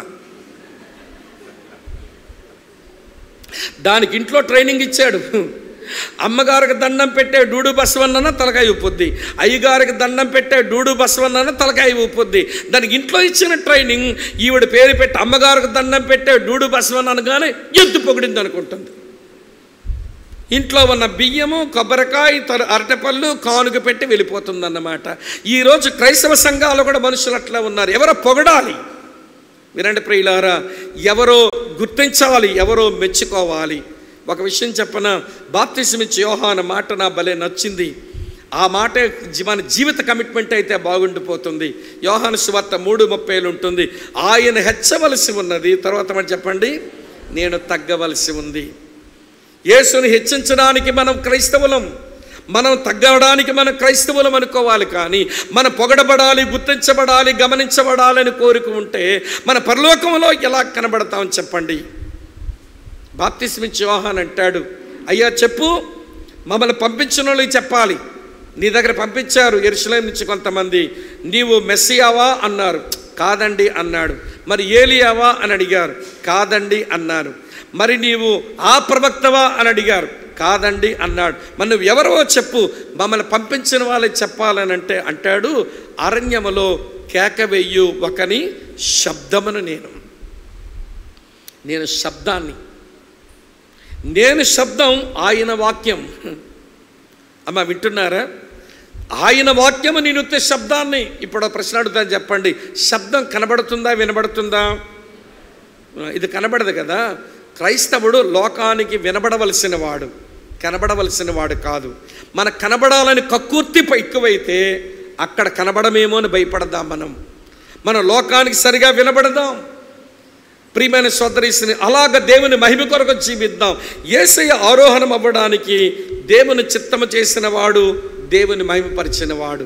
ఏలియా ఎత్తబడ్డానికి గల కారణం దేవుని కొరకు ప్రత్యేకించబడిన వాడు, దేవునికి ప్రశ్నించిన విధేయత చూపినవాడు. హానోకు ఎత్తబడ్డానికి గల కారణం అతను దేవునితో నడిచిన వాడు, దేవునికి ఇష్టడైనటువంటి వాడు. ఈ ఆధ్యాత్మిక అనుభవాలు తెచ్చుకోవడానికే దేవుడు మనకు అనుగ్రహించిన, వినండి, ఈ వార్షిక సభల్లో మేల్కొల్పు పొందమని పిలిపిస్తూ ఉండగా, ప్రభువా నువ్వు ఎంత గొప్ప ప్రణాళిక కలిగి ఉన్నావు, అందులో నన్ను భాగంగా చేశావు, నన్ను సంఘములో ఉంచావు. మీ హృదయాలు కలవరపడనీయకండి. నా తండ్రి యందు విశ్వాసం ఉంచారు, నా యందును విశ్వాసం ఉంచండి. నేను స్థలం సిద్ధపరిచి వెళ్తున్నాను. నేను స్థలం సిద్ధపరిచిన తర్వాత నేను మరలా వచ్చి ఎల్లప్పుడూ మీరు నాతో ఉండినట్లు నేను వచ్చి తీసుకుపోతాను అన్నావే. మేము కడవరి గడియలో ఉన్నాం. నీ రాక ఎప్పుడు సంభవించనో, మేము ఎప్పుడు నీ దగ్గర ఎత్తబడదమో. ఒక పశువులు కాసుకునే వ్యక్తి రాసిన పాట. ఆయన రాకడ కొరకు ఎంత అపేక్షతో రాశాడో నటరాజు మొదలయారు గారు రాగం కట్టారు ఆ పాటకు. ఆ పాట తెలుగు భాషలోనే కాదు, అన్ని భాషల్లో కూడా ప్రాచుర్యం పొందింది. ఆ పాటలు ఇలా ఉంటుంది: ప్రియా యేసు రాజును నే చూచి నా చాలు, మహిమాలో నేను ఆయనతో నేనుంటే చాలు. ఆహా బోరెప్పుడు వినబడుతుందో, ఆహా నా ఆశ ఎప్పుడు తీరుతుందో, తండ్రి నా కన్నీటిని తుడుచునెప్పుడో, ఆశతో వేచి ఉండే నా హృదయం. ఈ కడవరి గడియలో క్రైస్తవ సంఘం మెలకువ కలిగి మేల్కొని ఆయన రాక కొరకు హానోకు వలె, ఏలియా వలె, ప్రభువైన యేసుక్రీస్తు వలె ఈ ఆధ్యాత్మిక అనుభవాలతో సిద్ధపడకపోతే పాడుకుంటూనే, ప్రసంగించుకుంటూనే, పని చేసుకుంటూనే మిగిలిపోయే ప్రమాదం ఉందని ప్రియుల భయముతో, వణుకుతో మన సొంత రక్షణను కాపాడుకుని ఆయన రాకకై మనం ఆరోహణం అవ్వడానికై మనం సిద్ధపరచుకుందాం. తల వంచండి, కళ్ళు మూసుకునండి. మోకరించే వెసులుబాటు ఉంటే మోకరించండి. ప్రార్థన చేసుకుంటాం.